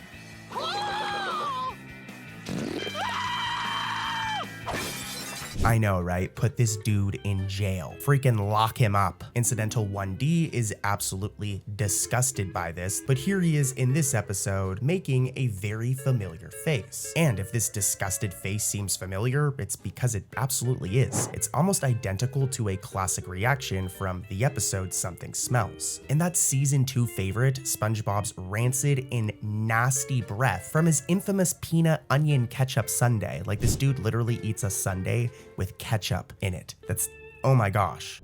Ketchup! Onions! Good thing I still have these peanut plants growing in the windowsill. A little texture never hurt. This makes his breath so bad that SpongeBob makes this dude in the movie theater, Incidental 1D, recoil in just disgust from the smell. I hope my horrible ugliness won't be a distraction to you. Not at all, boy! The Squidward's Tough Break art team faithfully recreated Incidental 1D's meme-worthy face, giving us a direct reference to that Something Smells gag, which is very nostalgic, at least for me. That's it for this episode though, but let's head into another episode, like I always say, with more Easter eggs. Let's talk about the episode Squidina's Little Helper next, and this is actually an episode from the Patrick Star Show, the SpongeBob spin-off. It's not from regular SpongeBob, but trust me, okay? Trust Cartoon Corey. I dug deep and found a ton of really cool references, gags, and trivia about this episode, so let's dive into it. This episode focuses on Squidina Star, and she's actually the producer of her and Patrick's show, but it focuses on her overworking herself and deciding to hire an intern. Well, right from the opening scene, the episode has a little bit of an Easter egg that's more of, I guess, like a meta reference that ties into the SpongeBob universe. Squidina wakes up in her bed, slaps her alarm clock, and suddenly springs to life. Now, in this quick shot of her bedroom, you may notice this poster right here on her wall, and it's actually like identical to the real-life promotional poster for the Patrick Star Show, at least back in season 1, and is very similar to that actual marketing material for this spin-off. Like I said, this one isn't entirely an Easter egg, but it's a very meta reference because they're like literally acknowledging it within the show. But yeah, I just thought I'd mention it. Moving on though, immediately after hopping out of bed, Squidina enthusiastically says the following line. Now, if that phrasing gave you some deja vu, it's because the first part, I'm ready, is of course a direct nod to SpongeBob's own iconic catchphrase. I'm ready! I'm ready! As a lot of you probably already know, SpongeBob first shouted this catchphrase all the way back in the show's pilot, I believe, Help Wanted, and Squidina's helper is making a little bit of a reference here to that catchphrase. After this, Squidina leaps into action, setting up like an elaborate contraption to ensure Patrick wakes up and actually gets ready for the day's broadcast on time. As you can imagine, Patrick is probably the type of dude to oversleep, you know what I mean? Well, this whole sequence is one big visual gag, as Squidina rigs the house with various props and even lays out clothes for Patrick to tumble into. But here's the thing, there's one element of her setup that involves jellyfish jelly, where we see Squidina grab a jar of this jelly and she uses it to paint a path for Patrick. Well, it seems that this jar could be an Easter egg, as the label on Squidina's jar is very similar to the jellyfish jelly jar seen back in the episode Jellyfish Hunter, where it features a transparent jar, which I will admit the jars are kind of different and the labels are somewhat different, but they both feature like an orange splat and the word jelly in the exact same purple text, using the same font. So yeah, the one we're seeing right here in the Patrick Star Show looks just like the homemade jellyfish jelly that SpongeBob harvested and brought to the Krusty Krab years before in the season 2 episode Jellyfish Hunter. Hey, buddy, what the heck is that? Why, this is a hole, good sir. Not that. That! It's just a little old Krabby Patty smothered in jellyfish jelly. Amazing. It was so delicious that Fred, our boy Fred, literally breaks into a song after trying it. So I personally would like to try it, but I don't know. Would you guys eat jellyfish jelly? Let me know in the comments. But it is clearly somewhat of a reference here, though I will admit this one could be a coincidence. What is undeniable though is the font, like the text itself, is identical. Moving on though, as the episode's plot kicks in, Squidina reveals that despite her very happy mood all the time, she's feeling pretty burnt out from single-handedly producing the Patrick Show every day, so she desires to hire an intern to help her out. This leads to this tiny little character right here getting the job. So Squidina gives him a backstage tour of her high-tech production setup, and this leads to another really funny Easter egg or reference. Squidina shows her new intern a special control lever and says with a grin that this is the slapstick lever before pulling it. This one, for example, tosses the chainsaws to Patrick. And this one moves it to his next mark.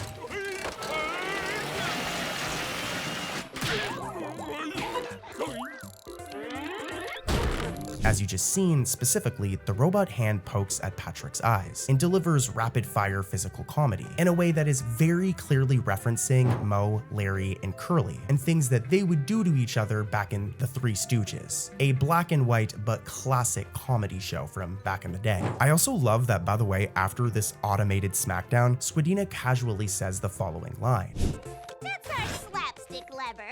We try not to overuse that one. Now, right after that slapstick lever demonstration, Squidina realizes that the live studio audience for the Patrick Show is getting restless due to some dead air, so the show cuts to the audience. And here, animators snuck in another really cool Easter egg, this one I personally love, as front and center we see Lady Upturn, the posh, snooty fish who has become like quite the reoccurring character in modern SpongeBob episodes. As some of you may already know, Lady Upturn is known for being wealthy and easily bored. She first appeared all the way back in season 10 during the Krusty Catering episode as a yuppie party host, and she's appeared many times since, even in Camp Coral. In Squidina's little helper, she's sitting in the crowd looking very disinterested, and if we zoom in on her hands, we can see that she's holding a very specific magazine, specifically a Fancy Living Digest magazine. And this is sick. This is actually a callback to the season 3 episode Chocolate with Nuts, a banger of an episode, very nostalgic. In that episode, SpongeBob and Patrick stumble upon Squidward's copy of Fancy Living Digest in the mail, a magazine showcasing the extravagant lifestyles of rich fish. Hey, Squidward,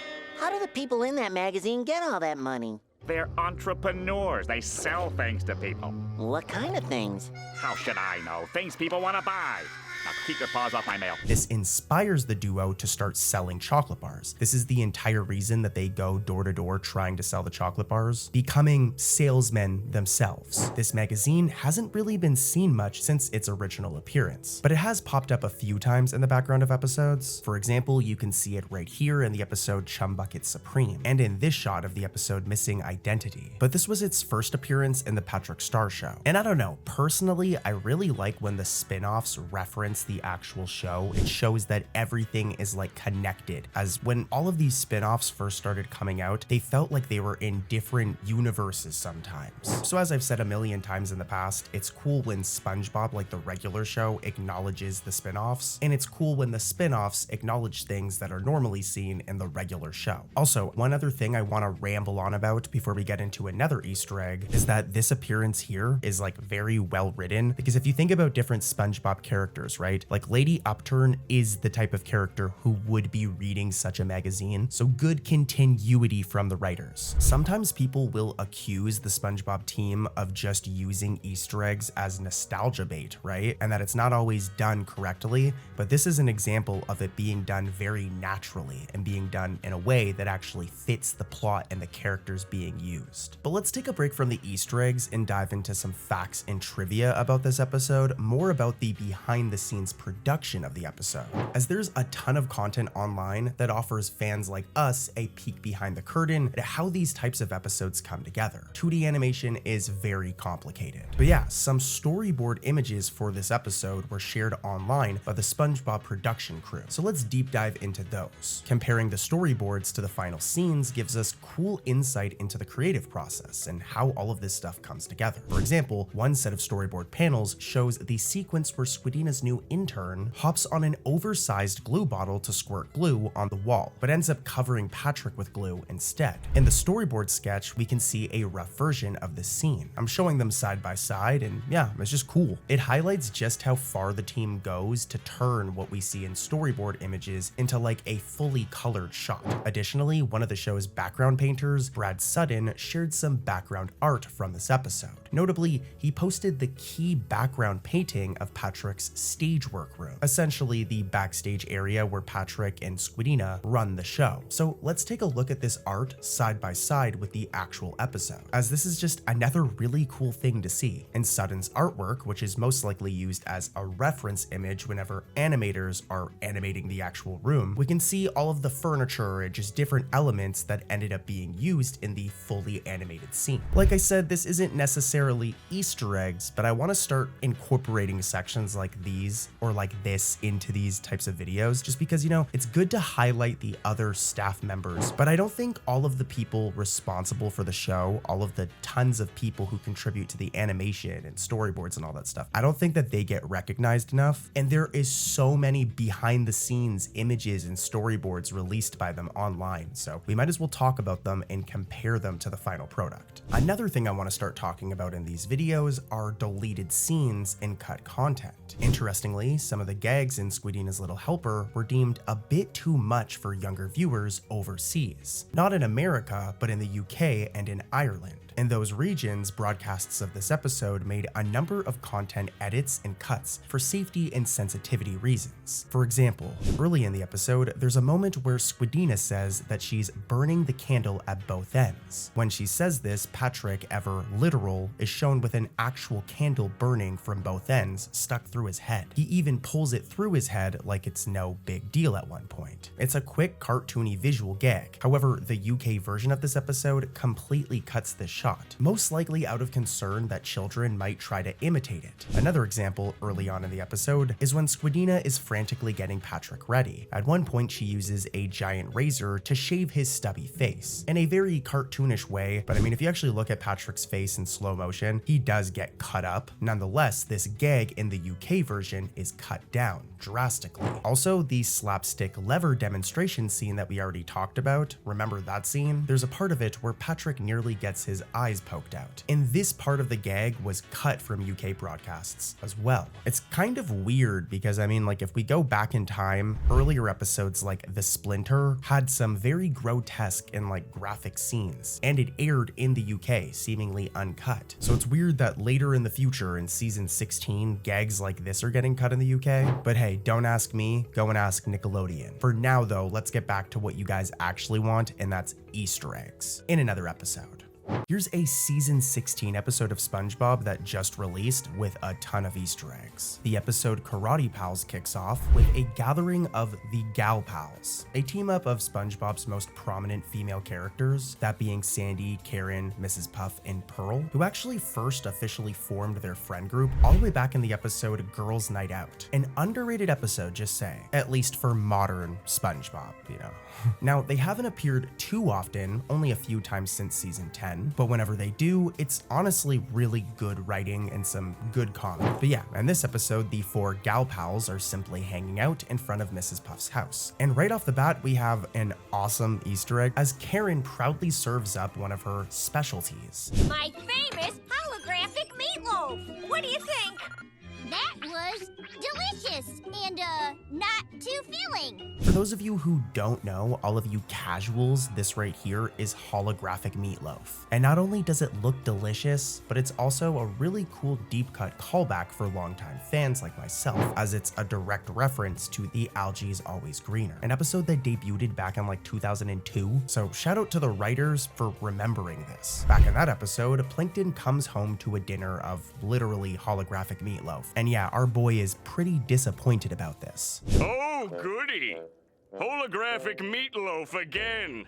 When am I gonna get some real food? It's a classic scene, and honestly, it went untouched for like 23 years. That is, until Karate Pals finally brought it back. Poor Plankton, that means he's probably eating this shit all the time. Yeah, if we look at the meatloaf side by side, we can see like there's some slight differences, but yeah, this is 100% a reference. You know, whenever I talk about an Easter egg or a reference or trivia, I always am compelled to like prove it, but I don't even think I need to prove this one to you guys.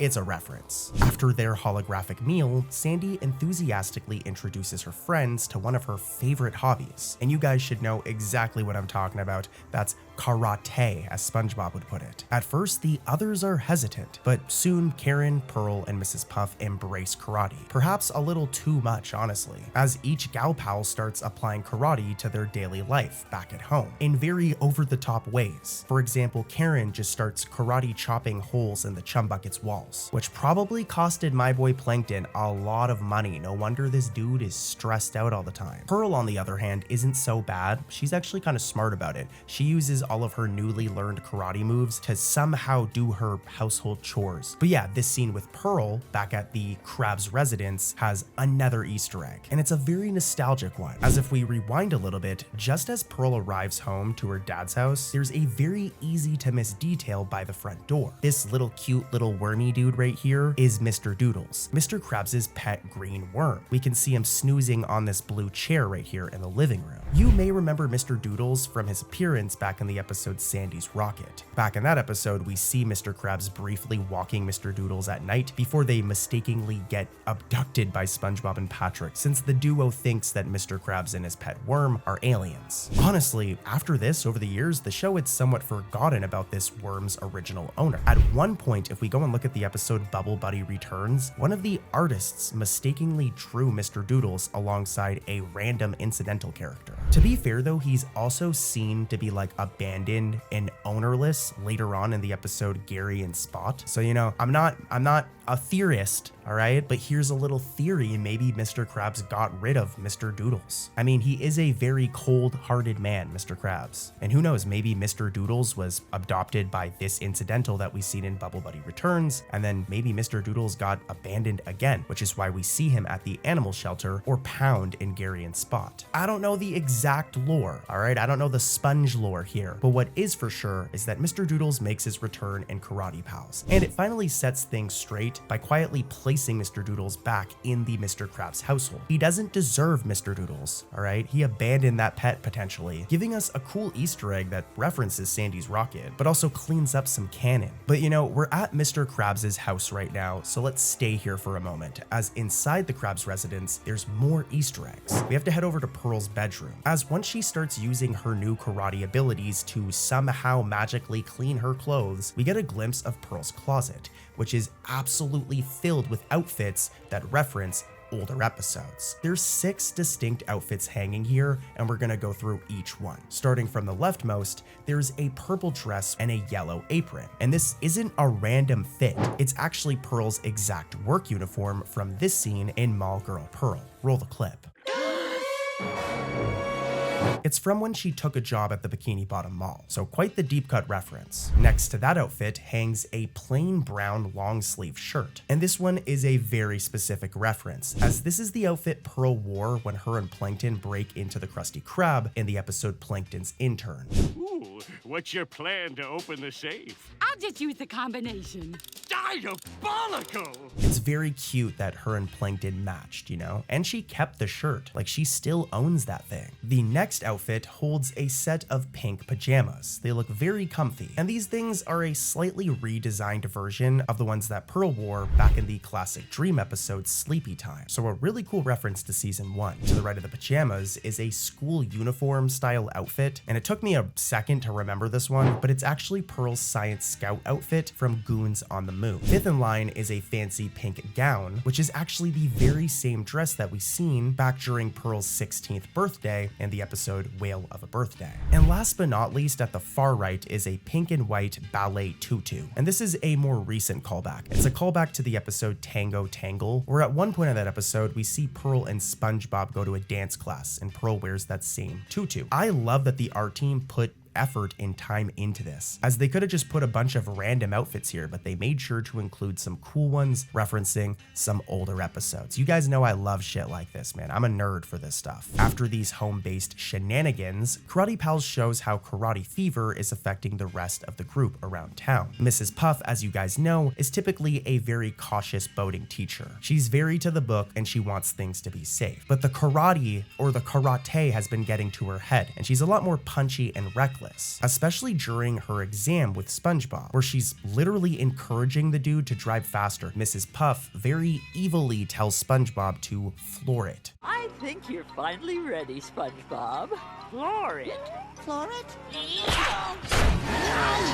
This is potentially a little reference to the episode Boating School. If we rewind back to that episode, there's this scene where Mrs. Puff tells SpongeBob to do the opposite, to not floor it. What do you do next? Floor it? Yes. No, no, don't floor it. Floor it? No, don't floor it. Okay, floor it. No. Again, I don't know if this is 100% a reference, but I do think that Mrs. Puff telling SpongeBob to floor it in this episode is a reference to that moment all the way back in Boating School, where she was pretty much telling him not to do it. I don't know for sure though. Maybe I'm reaching with this one. Let me know what you think in the comments. One more thing for this episode, but we gotta go to an earlier point in Karate Pals, specifically during Sandy's karate training session. At one point, Karen performs this like rapid fire hand strike that is actually a video game reference. If we do a side by side, we can see that she throws her arms around in a very similar way to the character E Honda's 100 hand slap move from the Street Fighter franchise. I mean, this may just be a coincidence, like it isn't a perfect matchup, but again, if we look at them side by side, you can kind of see the resemblance. The animation director for this episode was Michelle Bryan, and you know, Michelle Bryan, I didn't know you were chill like that. I didn't know you played games like that though. I still need to deep dive more into this episode, so I'll probably cover it again in the future with new stuff. But for now, let's head into another episode with more Easter eggs. Let's do it. In the episode Sammy Suckerfish, the Krusty Krab is left filthy, absolutely disgusting, after hosting a convention for sewer dwellers, according to Mr. Krabs. Well, SpongeBob is tasked with cleaning up the disgusting mess, but he's soon aided by a bizarre new character. This dude right here, Sammy Suckerfish, a whimsical janitor who appears like quite literally out of nowhere. Who are you? Why, I'm Sammy Suckerfish, the Jolly Janitor, I am. And the word on the wind is, you need help cleaning. Now, we're gonna get into the Easter eggs and all of the lore and behind the scenes details of this episode, as there's a lot of interesting stuff, but for it to all make sense, let's go over the plot a little teeny tiny bit. With the Krusty Krab as a mess, Sammy introduces SpongeBob to his very strange way of cleaning things up, and it's pretty freaking weird.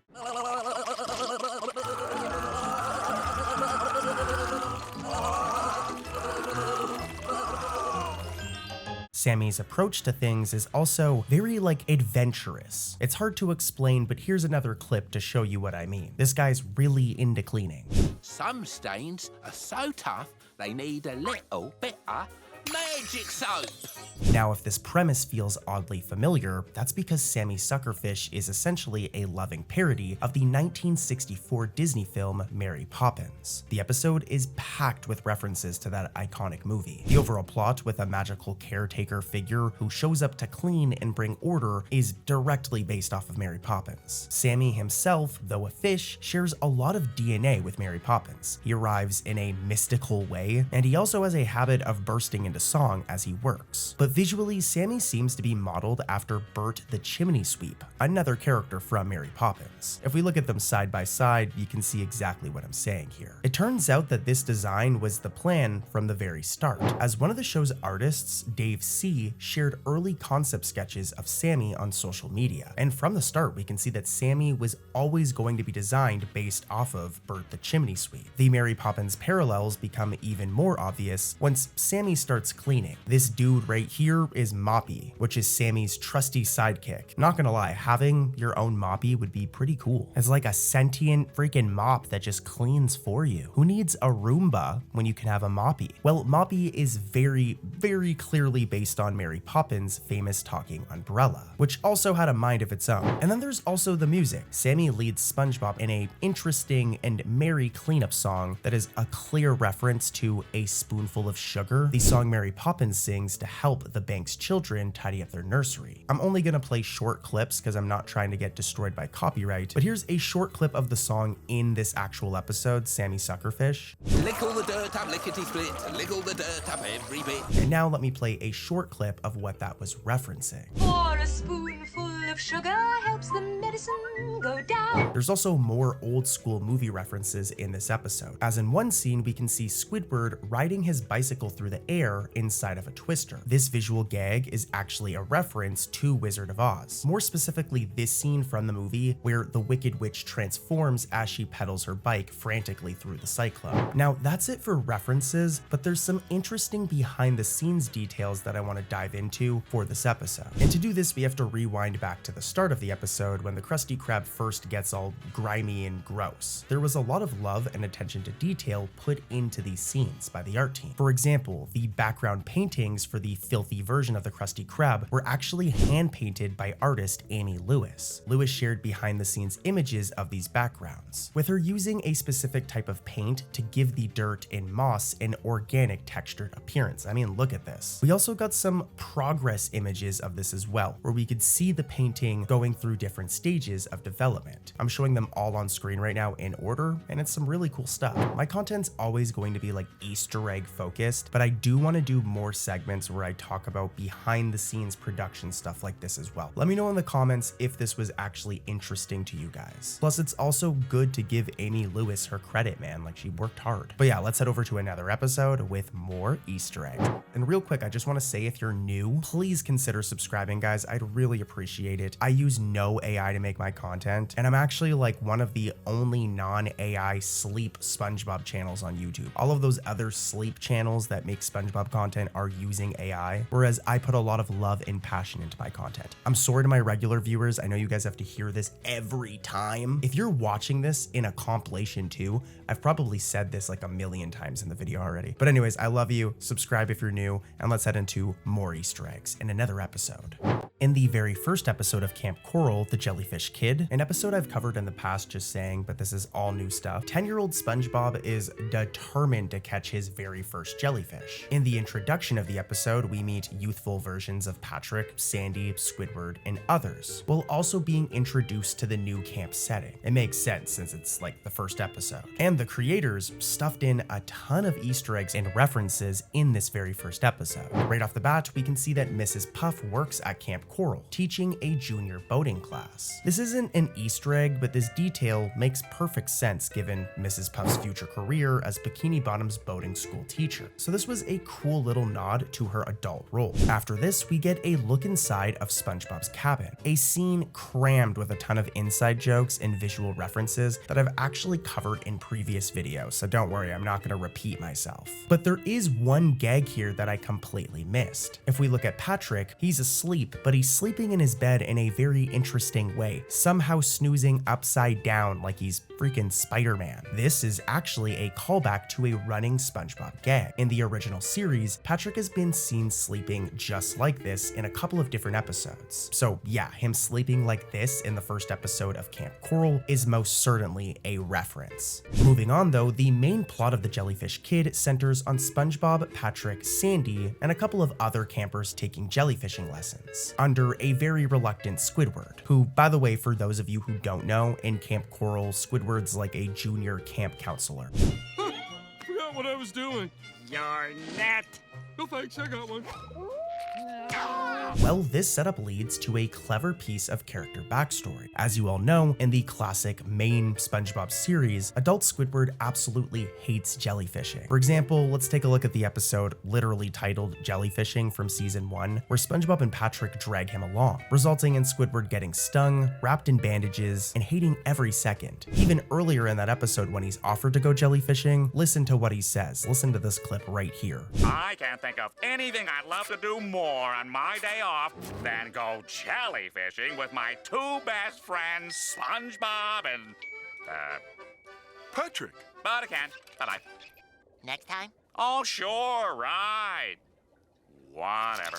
Well, Camp Coral gives us a possible origin for Squidward's hatred. It's a prequel, right? And if you think about it, if Squidward had to spend all summer when he was younger watching SpongeBob as a camp counselor with him obsessing over jellyfishing, it kind of makes sense why Squidward absolutely hates it in the modern day show. This dude has like PTSD from Camp Coral probably. But yeah, that was a very long-winded explanation for this really cool bit of continuity in this episode. Another really cool reference can be found during the same scene. Right as Squidward is about to blow his whistle to start the activity, he pauses to do a little lip gesture. If this action rings a bell, that's because it's mirroring a famous SpongeBob moment from that same episode we mentioned before, jellyfishing. In that episode, SpongeBob tries to play Squidward's clarinet, and we get this scene right here. That's very similar.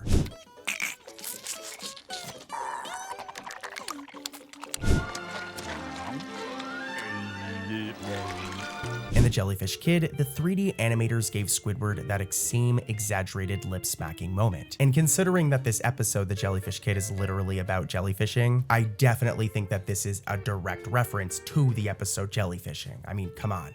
In the season 11 episode, Chef Bob, Mr. Krabs installs a viewing window and turns his fry cook into a live performer to boost business. Kind of a smart idea. He essentially makes SpongeBob put on a cooking show for the customers, which, as you'd imagine, SpongeBob would be really good at. Well, the normally outgoing SpongeBob is actually struck with a case of stage fright, and his anxiety while cooking for an audience leads to some hilarious scenes. If you don't come out, you're fired.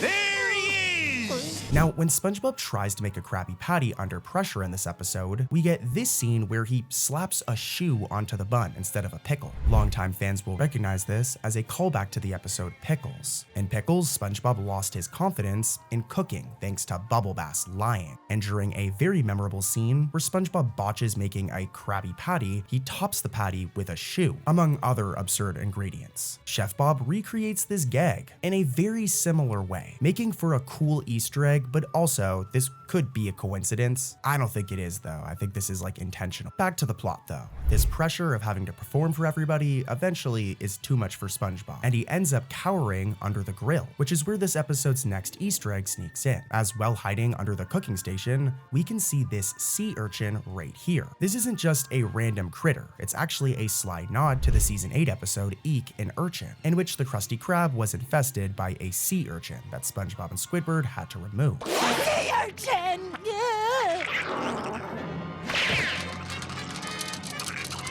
Mr. Krabs! This is cool, as the presence of a sea urchin under the grill in this episode implies that maybe not all of those spiky pests were cleared out. It's a subtle bit of continuity that connects SpongeBob's current problem to an earlier adventure, and also suggests that Mr. Krabs needs to like clean his kitchen, bro. It's been like multiple seasons since those sea urchins. Like, what's this dude doing? No wonder the health inspector has been called on his butt so many times. The Bikini Bottom Better Business Bureau needs to get their butts down here, just like they did in that other episode we covered the other day. Also, I'm just gonna say this one is also potentially a coincidence, so let me know what you think in the comments. It's still pretty interesting. Eventually, SpongeBob's stage fright and Chef Bob drives him to a desperate solution. He creates a puppet doppelganger, a literal talking sponge hand puppet named Chef Bob, to do all of the cooking and entertaining for him. This absurd scenario is very funny, you know, it's a good plot for like comedy in an episode, with the puppet Chef Bob even insulting customers at times.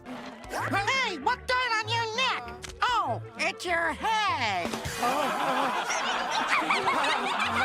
But it also highlights a really weird character inconsistency that's like really freaking weird. Historically, SpongeBob has never been shy about performing. Quite the opposite, actually. He's been in the spotlight numerous times in episodes like Culture Shock or Squirrel Jokes, relishing in performances on stage, and even leading a stadium of thousands in band geeks. Like, remember when he literally headlined the Bubble Bowl? Given that track record, seeing SpongeBob paralyzed by stage fright in this episode is some weird writing. It seems to contradict his established character. I mean, he's usually a born performer who loves to make others smile, to the point where like he's kind of annoying about it. It doesn't necessarily ruin the episode's fun, but just a weird situation, and this is another one where whoever wrote this episode or whoever wrote this scene needs to educate themselves on SpongeBob lore, all right? When I know more about SpongeBob lore than a writer, then there's definitely something wrong. In the episode Feral Friends, a mysterious anatomical event called Neptune's Moon causes all of the residents of Bikini Bottom to revert to wild versions of themselves. The story itself is a tongue-in-cheek homage to classic monster movie tropes, but more importantly, it's chock full of SpongeBob lore and Easter eggs. As chaos erupts and our beloved characters turn into real-world sea creatures, two notable absences are Plankton and Karen. Well, not really Karen because she's a computer, but especially Plankton. They never appear in the final episode, which made fans like me wonder what would happen if Tiny Plankton got zapped by Neptune's moon, and we got to see the real-life sea creature version of him. Well, this was actually answered for us, and it came from a deleted scene revealed in a storyboard animatic. In the cutscene, Plankton is waiting for Karen to bring him his dinner, and that's when Neptune's moon hits. He transforms into a feral, microscopic copiapod and skitters off. But when Karen returns with his meal, she mistakes Mini Plankton for a legitimate pesky bug and splats her husband before casually flicking away the gooey remains. Damn, Karen's a savage. To be honest with you, I can kind of understand why this scene got cut, because it's not necessarily the most like graphic scene. There's been some worse stuff in SpongeBob. I mean, especially if you've seen the episode The Splinter, but this was pushing it for a kid's show. But deleted scenes isn't the only thing I want to talk about. Don't worry, there's some actual Easter eggs coming up and lots of interesting facts as well. With the town in crisis, Sandy Cheeks deliberately calls on somebody who might understand what is going on. This leads to the surprise reveal of the French narrator, and not just the voice that we hear all the time, but in person. Sandy contacts the narrator, and we can actually see him in his undersea submarine. And fun fact, this is actually only the second time that we've ever seen the French narrator on screen. The first was all the way back in season 2's No Free Rides, during this clip right here. It means another whole year of boarding school! What happened? Well, Feral Friends brings him back after over a decade, which honestly is pretty cool. As the scene progresses, the narrator explains that Neptune's moon is a rare event that happens once every century, explaining what's been going on here. But if you pay close attention, you'll notice that the narrator has actually gotten a costume update. In his 2000s appearance, he wore sleek modern scuba gear. But if we look at it side by side with a shot from his original appearance and this one, he's now decked out in like an old-fashioned brass diving suit. It's pretty fresh. This retro suit, complete with a round metal helmet, is itself an Easter egg, as producers have confirmed that it was supposed to bear some sort of resemblance to the Cyclops from the original SpongeBob SquarePants movie. I mean, the French narrator's new look isn't exactly identical, his helmet is a bit different, and there's some other differences, but hey, if the creators are saying it's a reference, then I'm not going to argue with them. But there's actually some more references here with the French narrator. As speaking of his submarine, the vehicle itself hides a historical reference, as the submarine he pilots through Bikini Bottom's waters strongly resembles a German U-boat from World War II. Feral Friends is also special for bringing back Patchy the pirate and his iconic pet, Potty. Patchy, the live-action pirate played by Tom Kenny, SpongeBob's voice actor by the way, was a staple of early SpongeBob specials, but they kinda did away with those after a while, and he hadn't been seen on the show for about 5 years prior to this cameo. The episode frames Patchy and Potty as observers of the Neptune's Moon incident, corresponding with the French narrator from land. And this marks their first live-action appearance within the series since Legends of Bikini Bottom. Fans welcomed Patchy's return, but there's another Easter egg hidden in plain sight, or rather in earshot. If Potty the parrot sounds a bit different, it's because he's now voiced by somebody new, or actually somebody old. Doug Lawrence, Mr. Lawrence, and the person who voices Plankton actually took over Potty's voice acting role in this episode. And this is actually a pretty full circle moment, as Doug Lawrence is the person who created Potty's character as a writer. And I mean, this voice change is something I never even noticed, but it's actually happened 3 times. In early seasons, Potty was originally voiced by SpongeBob creator and legend, the GOAT, Stephen Hillenburg, before Stephen Hillenburg was replaced by Paul Tibbitt. And now, of course, Lawrence has taken on the role. So let's compare all 3 voices. Let's hear how Stephen Hillenburg sounded when he voiced the character. Potty want cookie dough. Potty, no! And now let's also take a listen to Paul Tibbitt's version of the character. Look, Patchy, a Rolodex. Why, it's probably full of celebrity phone numbers. You don't need SpongeBob. You can call him yourself. And last but not least, let's hear how Doug Lawrence does the job. Okay, so we're looking for some fields then. No, Patchy. The directions to the North Pole are in the song There Goes Santa Claus. There goes Santa Claus. There goes Santa Claus. Left on Santa Claus Drive. Let me know in the comments, who do you think does the best job when it comes to Potty? But let's talk about even more references and Easter eggs. As Neptune's moon sets and things get even crazier, Patchy and Potty have their own hilarious reaction on the surface. In the climax, an event called Neptune's Sun, the antidote to Neptune's moon, rises, and its rays revert everyone not back to normal, but to prehistoric forms for a brief time. Suddenly, Patchy the pirate is transformed into a primitive caveman version of himself, and Potty fittingly becomes a pterodactyl. This entire sequence is one giant love letter to the Season 3 special, UGG, also known as SpongeBob BC, the prehistoric-themed SpongeBob episode hosted by Patchy. In this episode, Patchy daydreams about dinosaurs, and at one point wishes that his parrot was a pterodactyl, a gag that finally comes true, and that the writers finally pay off here in Feral Friends. And to make the moment extra special, and even more of a clear reference, the show underscores a lot of Potty and Patchy scenes by using the same exact background music that played throughout Patchy's caveman adventure in SpongeBob BC. It's pretty much like the same song. Like here, I'm gonna try and play it and not get destroyed by copyright. Here's the version of the song from SpongeBob BC. I told you prehistoric times were fun. Hey, how's about I teach you kids how a caveman makes a fire with 2 sticks? And here's the version of the song from Feral Friends.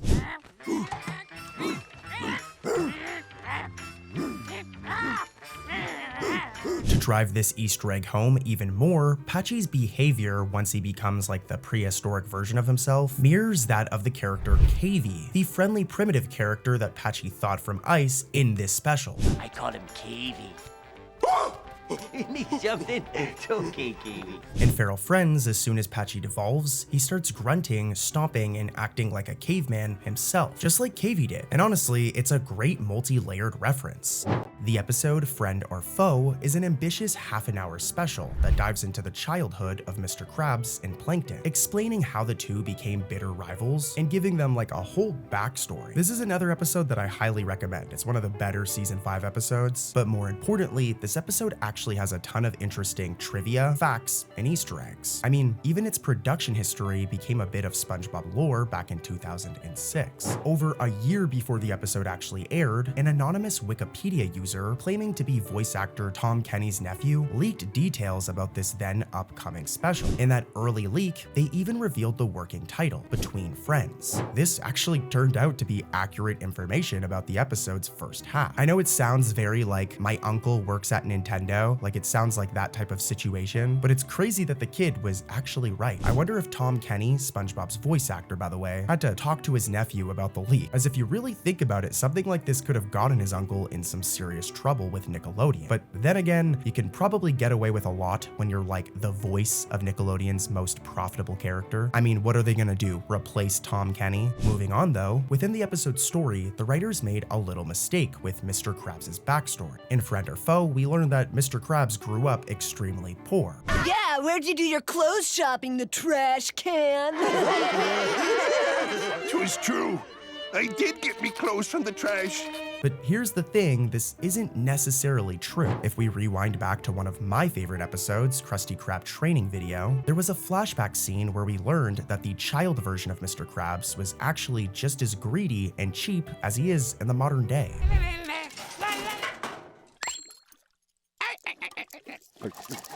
I mean, I guess he could have been cheap because he was broke when he was younger, but I don't know. This just seems like the writer of Friend or Foe isn't super familiar with older SpongeBob episodes, and they haven't seen the episode Krusty Krab training video. And because of this, they got the backstory slightly incorrect. But I'm also admittedly nitpicking. So let's switch it up and talk about some interesting facts about this episode. And the first one can be found when Mr. Krabs and Plankton concoct their very first burger together. As they argue over the failed recipe, Mr. Krabs blurts out an ingredient. Well, it was your fault the patty was tainted. You're the one who put too much seaweed sauce in the burger. This is really interesting, as for the first time, the show drops a hint about the legendary Krabby Patty secret formula. Krabs essentially confirms that seaweed sauce is one component of a Krabby Patty. I know this recipe technically failed, but Mr. Krabs says that he put too much. So it does seem like seaweed sauce would be in a Krabby Patty, or on a Krabby Patty. Just Plankton puts too much. Pretty cool though, right? Now we just need to find out all of the other ingredients and find out if Mr. Krabs uses crab meat, as it's been hilariously rumored for years. Who's heard that one before? But another interesting fact about this episode revolves around Karen, Plankton's computer wife, of course. Friend or Foe actually marked the first ever TV show appearance of Karen's mobile robot form. Before this, Karen was always depicted as a screen in the chum bucket. But in Friend or Foe, Plankton wheels Karen around in a robot body. In those days, I was just starting out as a security system.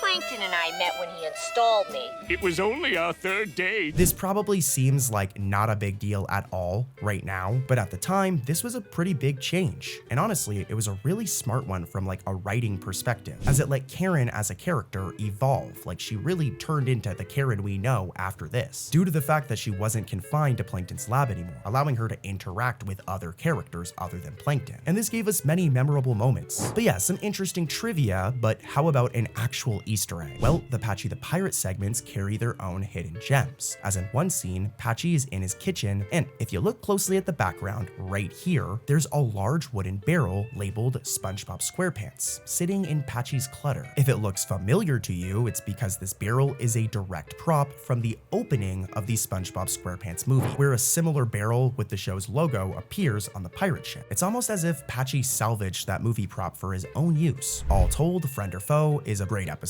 One of my favorites from season 5, other than Jim, the original fry cook, that's also a banger season 5 episode, but I highly recommend watching Friend or Foe after you're done watching this video, because I've got more Easter eggs, lore, facts, trivia coming up. Let's switch up the flow on this next one and talk about Camp Coral, the SpongeBob spinoff that is completely overhated, guys. Like, this show is not that bad. It's for kids. It's meant to be like a SpongeBob spinoff for kids, but I'll see grown adult men like me like complaining about the show. And it's okay, we can agree to disagree. If you don't like Camp Coral, it's fine. Don't hate me just because I don't hate it. But anyways, we're gonna talk about Camp Coral, more specifically the episode Cabin of Curiosities. As Easter eggs aren't just limited to regular SpongeBob, they're also in the spin-offs as well. In Cabin of Curiosities, young SpongeBob and Patrick are trying to earn a friendship badge and venture... You hungry, buddy? Good boy. My dog decided to take a bite of his food while I was doing voiceover, and I love him for it. He's looking at me right now. Here's a photo of him. See, that's how you know I'm really not an AI channel, as who would stop in the middle of a video to shout out their dog? And that's not an AI dog. Okay? So yeah, please subscribe. Anyways, though, this has been the longest intro ever, but basically in this episode, SpongeBob and Patrick end up like veering off into the eerie woods at night by accident and end up inside this mysterious cabin where they meet a crew of creepy, cute characters. There's a vampire kid and other monster-themed campers who only come out after dark. That is my web. I spun it this morning. Oh, nice work! Do you do free alterations? This lead little vampire introduces himself as Kid Furatsu, a name that immediately rang a bell for me because I love SpongeBob. For those who don't know, this is a playful spin on Nosferatu, the classic horror vampire who made an unforgettable cameo in the SpongeBob episode Graveyard Shift. Nosferatu! In that infamous season 2 scene, a live-action Nosferatu flickered the lights of the Krusty Krab, surprising everyone and becoming a long-time gag within the show. In the SpongeBob SquarePants prequel, Camp Coral, Nosferatu's legacy lives on as we meet a kid version of Nosferatu, or maybe a distant relative. Nonetheless, Nosferatu appearing in Camp Coral is a cool Easter egg here. He's pretty much like a random SpongeBob character, so the fact that the writers and art team remembered to include him here is awesome. And there's actually another thing I want to discuss when it comes to this episode. As it continues, the Monster Cabin kids spend the night scaring and then befriending SpongeBob and Patrick, showing them a frightful fun time until dawn approaches. In a scene that mirrors vampire lore, Kid Furatsu and his creepy cabin mates disintegrate when the first rays of sunlight hit them. They literally crumble into dust as the sun rises, much to SpongeBob and Patrick's shock. Here's the issue. This dramatic exit seems to imply the monster kids are creatures of the night only. However, dedicated viewers of Camp Coral noticed a funny continuity hiccup. These very same characters later appear in broad daylight in like other Camp Coral episodes. The production team definitely made a little bit of a mistake here. But fortunately, that mistake is interesting, thus turning it into a fun fact. And I've got more fun facts, trivia, and Easter eggs to come, so let's keep it rolling. In the season 13 episode, Goofy Scoopers, SpongeBob and Patrick are obsessed with this like animatronic band that performs regularly at the Goofy Goobers ice cream party boat. Now I really want ice cream. But yeah, this place is a kiddie restaurant that fans may remember from the first SpongeBob SquarePants movie. The episode opens with the duo gorging on triple gooberberry sunrises. These delicious sundaes right here, which in itself is kind of like a cool nod to the 2004 film. And here's your triple gooberberry sunrise, sir. Also, if you listen to SpongeBob's voice at the very start of the episode, he sounds drunk, which in itself is another reference to that 2004 SpongeBob movie. As throughout that whole film, well, the intro of the film, SpongeBob and Patrick are pretty much drunk off of gooberberry sunrises. But yeah, SpongeBob and Patrick love this place so much that they even refuse to leave despite it being time for the place to close. They are true Goofy Goobers, and they're probably like the #1 fans of the Goofy Scoopers. Well, in a cheeky musical nod, the Goofy Goobers manager looks at his watch and pointedly says, "Closing time. You don't have to go home, but you can't stay here." Which may just seem like a random line of dialogue, but this is actually a line directly quoting the famous Semisonic song, Closing Time, as that exact line is a lyric from the song Closing Time. And just saying, like, Closing Time is a famous song usually played to let people know, like, it's time to leave. Like, if you're ever at a bar or you're at a party or something and, like, somebody plays that song, it's usually a sign that it's time to go. I mean, not that I ever even leave my bedroom. I'm just in here researching SpongeBob videos all the time. But yeah, a cool little reference right here, but back to the plot. Soon, SpongeBob and Patrick learn that the Goofy Scoopers band has been fired and replaced by this futuristic DJ right here. Sorry, but the Goofy Scoopers are the only ice cream-themed musical robot act we'll ever love. For Goofy Scoopers. Here's the thing though, this whole forced retirement storyline thing is actually somewhat of a meta gag. For one, the Goofy Scoopers trio, Clem Clam, Rock T-Puss, and Bongos are clear parodies of a real-life animatronic pizza parlor band, like the Rock-a-Fire Explosion or Munch's Make-Believe band from Chuck E. Cheese. In fact, the plot of them being retired and replaced by a modern DJ references how Chuck E. Cheese has been phasing out its animatronic band during recent restaurant remodels. Pretty cool, but let's keep it going as there's even more trivia and Easter eggs in this episode. Which I'm just saying, you guys probably have noticed in these videos, we don't just talk about Easter eggs, we also talk about like fun facts about the episode and trivia. But I don't just talk about random trivia, I make sure it's like entertaining stuff. Like you gotta admit, I cover entertaining stuff. But yeah, this episode is also packed with cameos, as SpongeBob and Patrick go on a mission to find and reunite these scrapped robots. When they search the Bikini Bottom dump, you may be able to notice that Filthy Muck appears right here in the background at the ending of the scene. Hey, what are you doing in my precious junkyard? Filthy Muck is actually Patrick's dirt-covered alter ego from the season 12 episode, The Ballad of Filthy Muck. Essentially, it's Patrick so grimy, he becomes a walking sludge pile. Just imagine how bad that would smell, dude. There's no stink that ever stank so rank, no stagnant mildew have the stank, as the stinky stank of Filthy Muck. Seeing Filthy Muck get referenced here is pretty cool. It makes for an awesome Easter egg. It also somewhat ties this episode to past lore. Usually SpongeBob episodes are like one and done, but I love when there's actual continuity. Later, at the circus tent, SpongeBob and Patrick search for each Goofy Scoopers band member and eventually track down Clem Clam, the former keyboardist, only to find him terrified of clowns. Just get me out of this crazy circus. I'm terrified of clowns, man. In a quick gag, one of the evil clowns from the episode Don't Feed the Clowns pops up in the clip I just played. And this is an interesting Easter egg. Well, it's more of a blink and you'll miss it cameo, I guess, but it's also like a major deep cut here. Those clowns are not the most noteworthy characters. Kind of random and they were pretty forgettable, so I'm surprised to see them referenced as an Easter egg. Who knows, maybe one of the writers or art directors or something on this episode also did that episode, Don't Feed the Clowns, and snuck the clowns in as a reference, I don't know. But nonetheless, it's pretty cool, it's a cool reference. But even the voice casting actually contains some interesting lore or trivia here. I doubt you guys noticed, but if the character Clem Clam's voice sounds familiar, it's because he's voiced by Christopher G., the same actor who voiced SpongeBob's cousin, Stanley S. SquarePants, all the way back in season 5. Here's a clip of Clem Clam talking from this episode, Goofy Scoopers. You can cool it, cats. Whatever your scheme is, I'm in. And here's a clip of Stanley S. SquarePants talking back in season 5. Uncle Sherm said I should come visit you. I have a note from him somewhere. Oh, right, it's in here. Here it is. Well, that does it for Goofy Scoopers, but decent episode. It's not the best episode, but it's not the worst. And hey, all of those references and like all the trivia was really cool. But I've got more, and let's head into another episode.